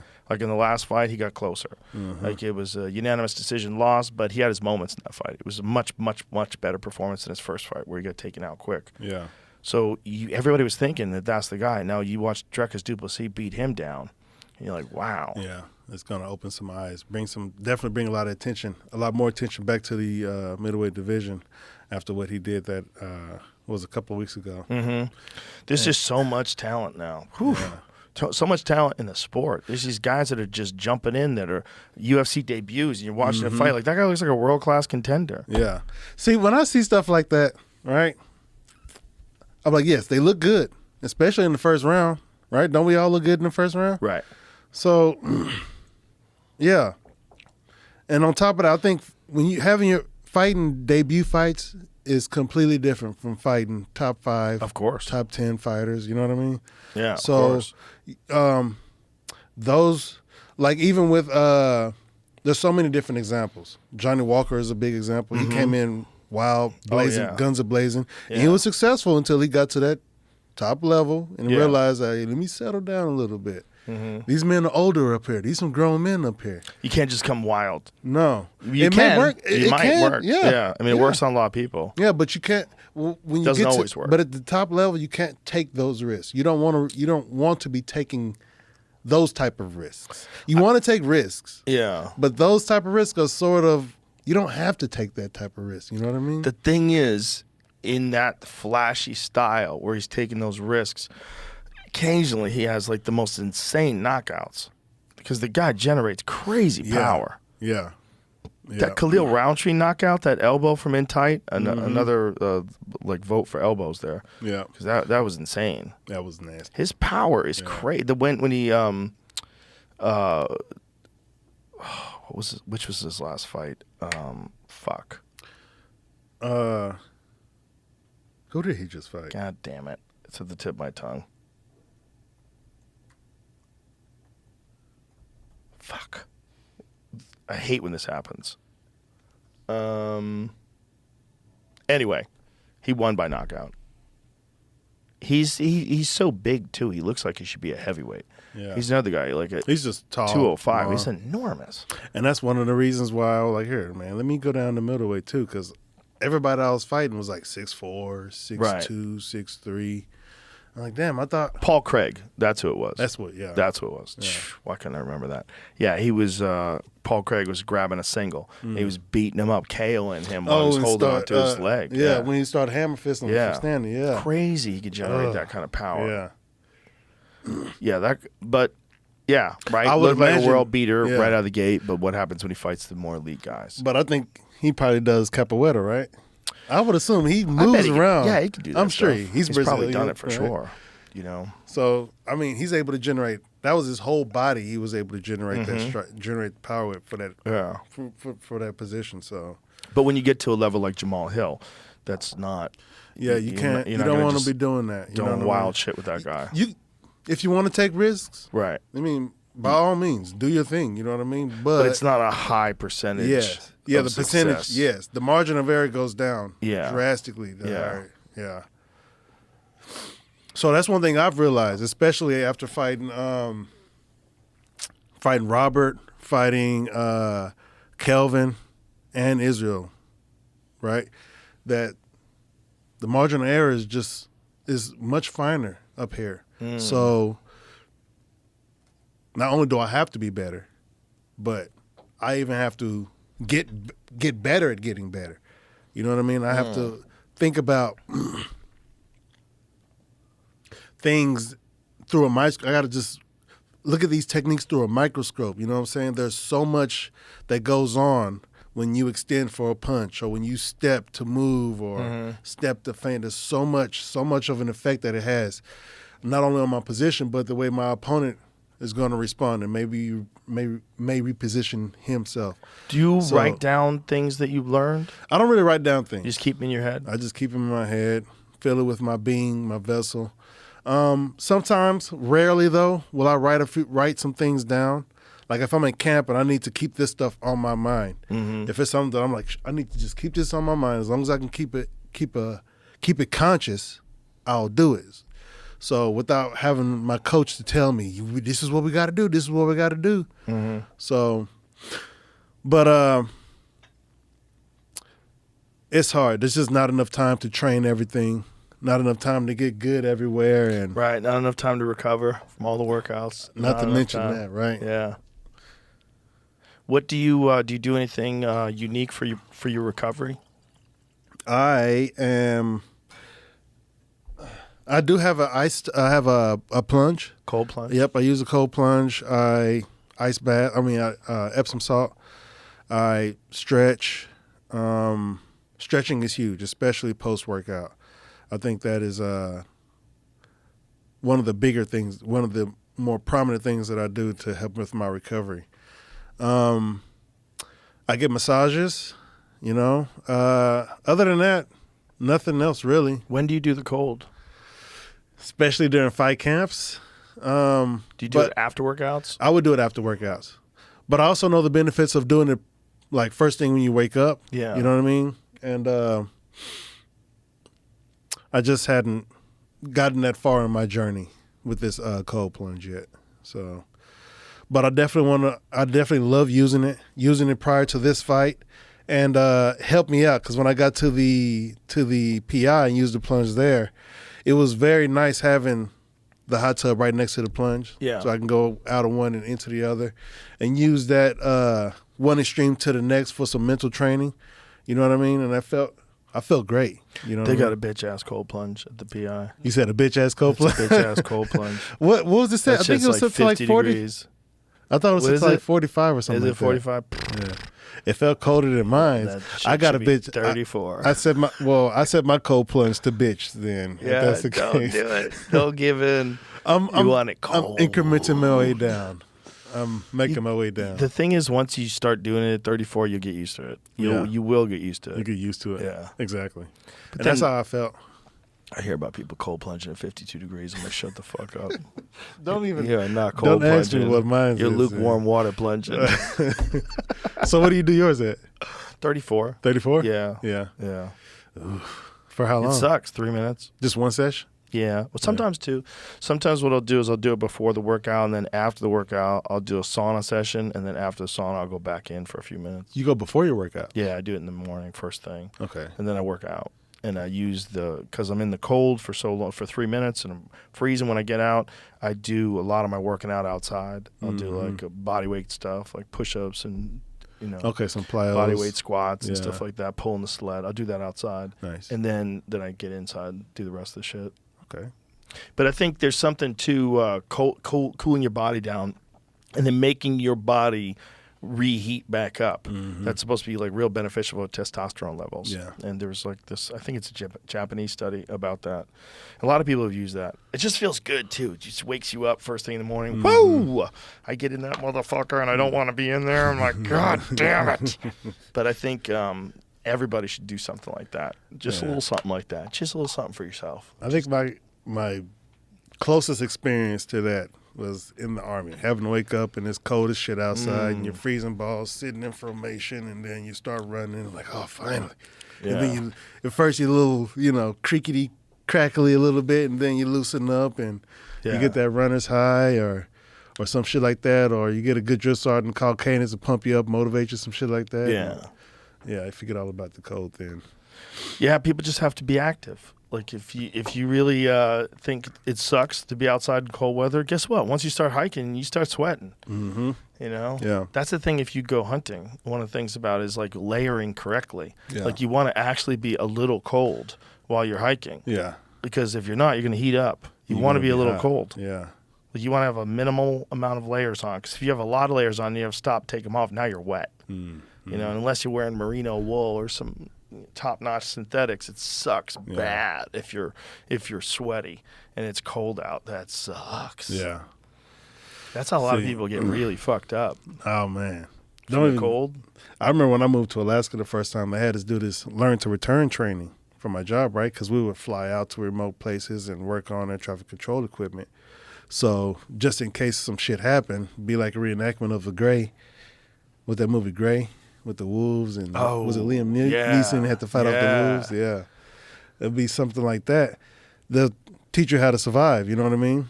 And I was not prepared for this class, bro. It was wintertime, so it was snow all over the damn place in Anchorage, Alaska, and they took us to some BLM land. And I had on steel toe boots, right? You ain't supposed to be wearing steel toe boots out in the cold, right? So that's a big no right there. It gets colder because the steel gets cold. Yeah, the steel gets cold, and you'll lose toes like that. Oh shit. I didn't wear layers. I had on steel toe boots, some jeans, a button-up polo shirt. Oh no! And a Carhartt jacket, man. No way. That's it. And I think I had a beanie. I can't remember. I think I had a beanie on my head. Oh my god, dude! But that was it, right? And we were supposed to go out there in the middle of the wilderness to simulate a fucking a plane crash. And luckily, I lost a shoe. Luckily, I lost a shoe. We had to they taught us how to make a makeshift shoe out of airplane seat cushion. And the airplane seat cushion was way more comfortable than the other steel toe boot that I didn't lose. And it was warmer. You know what I mean? How'd you lose a boot? Airplane crash simulated situation. Oh, I see. Yeah. Sorry. And it was able to stay on top of the snow a lot better than my boot was. So I was definitely, needless to say, I was not prepared to live in Alaska. And it was slow going at first because I didn't have money to buy all the gear you need to live in the cold weather environment. So I'm up there and I'm going outside, clearing snow off of my vehicle in freaking flip-flops, gym shorts, and a T-shirt. Well, a jacket, of course, because you can have jackets. Oh, no. Yeah, I wasn't prepared to live up there at first. Which part of Alaska were you in? Anchorage. Did you see a lot of moose and bears and shit? You did see moose. I think I saw a bear like 3 or 4 times while I was up there in town. Grizzly bear? No grizzly bears. Black bears. Black bears. Black bears. No, we don't see grizzly bear in town. Jesus. Thank God for that. Thank God. So, yeah. I have a friend who lives in BC, like way up in BC, and he had to shoot a bear from like 3 feet away. What? Yeah, a brown? a brown bear that was trying to get into a cabin. He was in the cabin? Yeah. And he had to shoot through the window or what? No, I think the thing was coming through the door, and he had to open the door and shoot it in the head. Ooh. What'd he shoot it with? A rifle, I believe. Okay. I forget the story totally. He told me a while ago. He's had multiple encounters with bears up there. There's in the high areas of, like when you get up into BC into real heavily wooded areas, they have like real grizzly problems. There's a lot of grizzly bears up there, and they recently made it illegal to hunt them. You can hunt black bears still, but you can't hunt grizzly bears anymore because the people that live in the city voted it out. Okay. So the people that live in Vancouver are like, oh, don't kill the grizzly bear. Because they revere the bears. And the people that are up there are like, hey, you got to kill them or there's going to be too many of them. Like, what are we doing? You got to manage their population. They come into town and sometimes they fucking open up people's cabins. And that's scary stuff, man. Yeah. Scary stuff. There was a video recently somebody put me onto of this grizzly bear that tears open this cabin and pulls out like a leg of a moose and it's dragging it out, but it went through the wall of this cabin. They're so strong, they just tore the wall apart. Just tore a hole through the wall. Yeah. And it smelled the meat through there, and it's like, I got to get through this fucking wall. Yeah.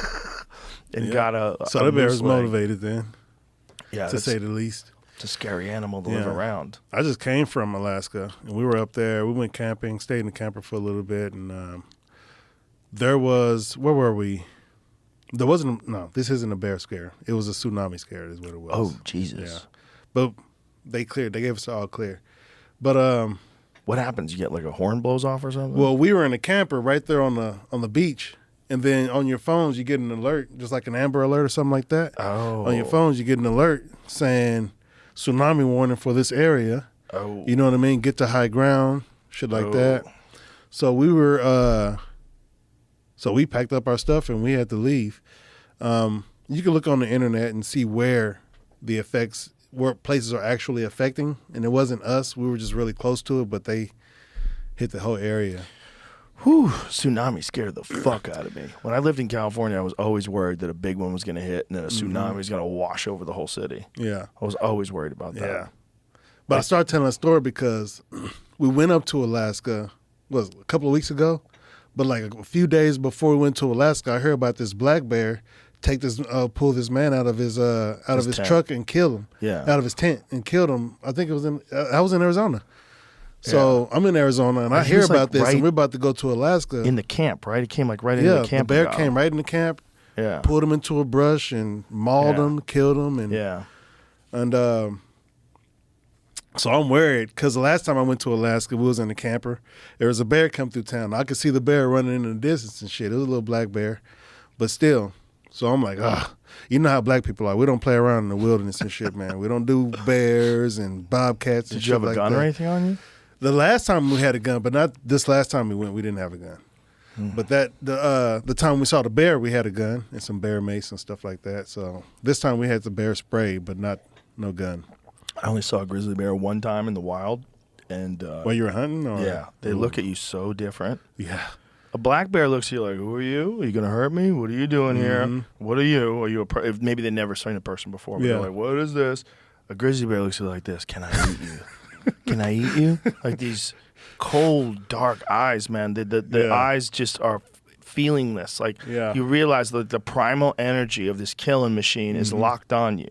A real live grizzly bear in the wild. It wasn't a big one either. The one that I saw was only like 6 feet tall. Yeah. Small. But they like know. a young bear. But They like, know. right away, looking at me. They'll know when they're being that. Yeah. Yeah. It's just a different They'll sort come- of wiring, I guess. come get like you. polar bears. Yeah. I would hear stories because I worked up there and we would go to remote areas to work on airfields and shit. And the further north you get, you can come into encounters. And I've heard stories. One of the guys who I work with was up in Barrow, which is way up north Alaska. And he was working on his thing. And out in the distance, way out in the distance with the binoculars, because they're always watching, there's a polar bear out there. You know what I mean? And so they have to keep an eye on this thing. And they just notice this bear's getting closer and closer. So this bear is freaking honing in on them. You know, these bears can, see, lift his nose and then put his nose down, start coming closer and closer. And they notice this bear is hunting them, so they had to abort mission and leave because these bears will break down the door and get whatever they want. You know what I mean? They hunt anything. Yeah. They hunt everything. Everybody. Yeah. So we don't mess around with polar bears and stuff when you're on the job, at least. I don't know what people do on the outside of the job, but I don't mess around with polar bears, period. A friend of mine is a veterinarian, and he was explaining how when they work with like little baby polar bears, he goes, they're like the predator right out of the womb. They're like the alien, from the womb, like, Wow. like right out of the womb. He's like, you're looking at these little cute killers. Damn. Yeah. It's like, because polar bears don't eat anything but meat. Yeah. There's no vegetables There's no up vegetation there. up There's there, no no. fucking Yeah. blueberries. No. We're lucky that that's like the thing about salmon and the brown bears. The brown 'Cause they bears have and the other coastal food bears. sources. Yeah. Plenty of food. Like, that's why you see all those videos of Yeah. people like sitting there taking pictures of these things catching salmon out of the river. They say the inland ones are more dangerous, though. Yes, the that's what they inland say. ones, Yeah, because they hunt most of the time, or they eat berries. Yeah. That's wild seeing these big bears run down a fucking moose. They're so fast. Man. They're so powerful. And powerful.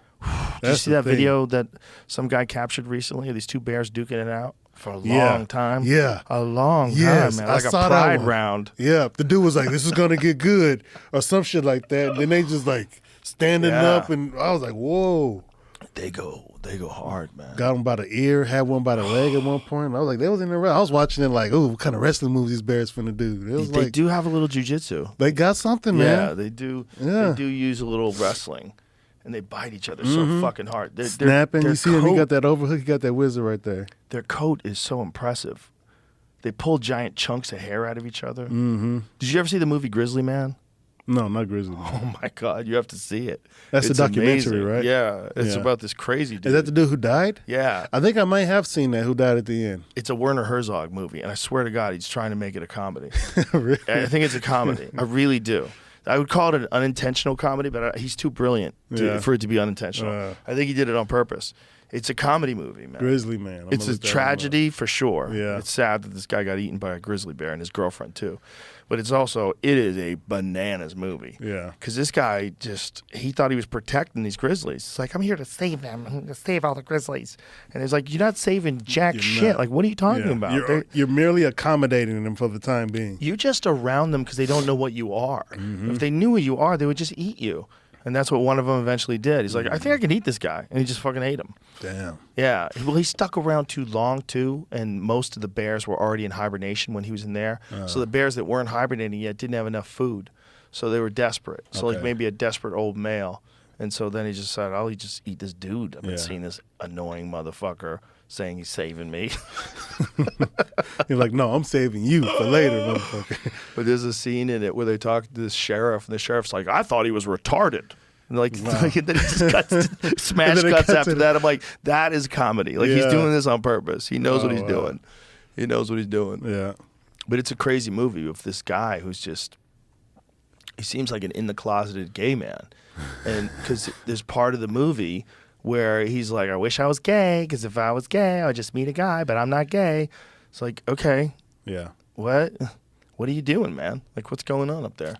Just fucking, Well, I doubt you'll find many gay people In the- bear loving out there. maybe that guy. Pretty sure.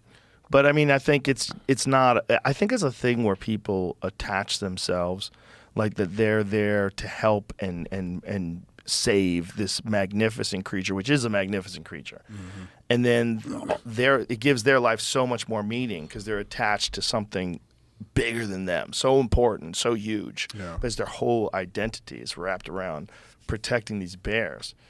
But the people that are the wildlife biologists up in Alaska, they know what they're doing. Like, those bears aren't in danger. Yeah. Like, they're not in danger at all. They have to monitor their populations very carefully. Yeah. Like, they go out there with rifles. Yeah, they have to They'll be. use them if they Yeah, they have to sometimes, and especially if a bear starts eating people. Yeah. Like, there was a They're going to hiker put their bear down. or a bicyclist in Montana. She got pulled out of her tent. Ooh. Yeah. And apparently she had an encounter with that same bear earlier and scared it off, and the bear came back. I think that's the case. See if you can find that story. But that's in Montana, and that was like real close to town. So it freaked everybody out that this lady got just dragged out of her fucking... And killed? Yeah, she got Killed her? killed. Yeah. She got killed. I don't think it takes much for it's a rare exception when a grizzly bear doesn't kill you. Yeah. And you see some of those dudes, they stitch them back together again. You're like, yikes. Respect. Respect, dude. That's You cinema survived shit it. right there. That's that You Revenant. Yeah, Revenant. yeah. That's a true story, man. It was? Yeah, it's on a true based story? on a true story. Yeah. Based That on a was- true story. That was a wild scene. Yeah. That bear attack. Yeah, I forget who the Reverend is based on. What were you just looking up? The lady getting the bear, the hiker. Oh yeah, the story about the hiker, Ran into the it before. bicyclist. Did she run into? I think she did. I mean, there could be different articles. Either explaining way, it, but yeah, I don't see either this. way, the bear pulled her out of her tent. Yeah. That's the scariest way to die. So I don't do animals, man. Yeah, I hear you, bro. respect them. You know what I mean? Oh, I've I seen don't- this one. Oh, This wow. this bear showed Oh up my at a cabin God. and starts rubbing his body on it. That's got to be like a miniature cabin, right? No, he's just huge, man. Some of those bears are 12 feet tall. Jeez. Yeah, That's I'm gotta be seeing like anything over about that. Jeez. That thing's huge. Revenant? Jeez. Revenant, yeah. What is it? The dude's name who it's based on? Apparently, the real story, the author of the book on it was on Steve Rinella's podcast, Meat Eater podcast. Was a really good story. Hugh Glass. Hugh Glass is the author. It's an amazing episode where he talks about you know, there's a difference between the Hollywood version and the real version, but it is based on a true story. Mm-hmm. That was a good movie, man. Bro, imagine living back then.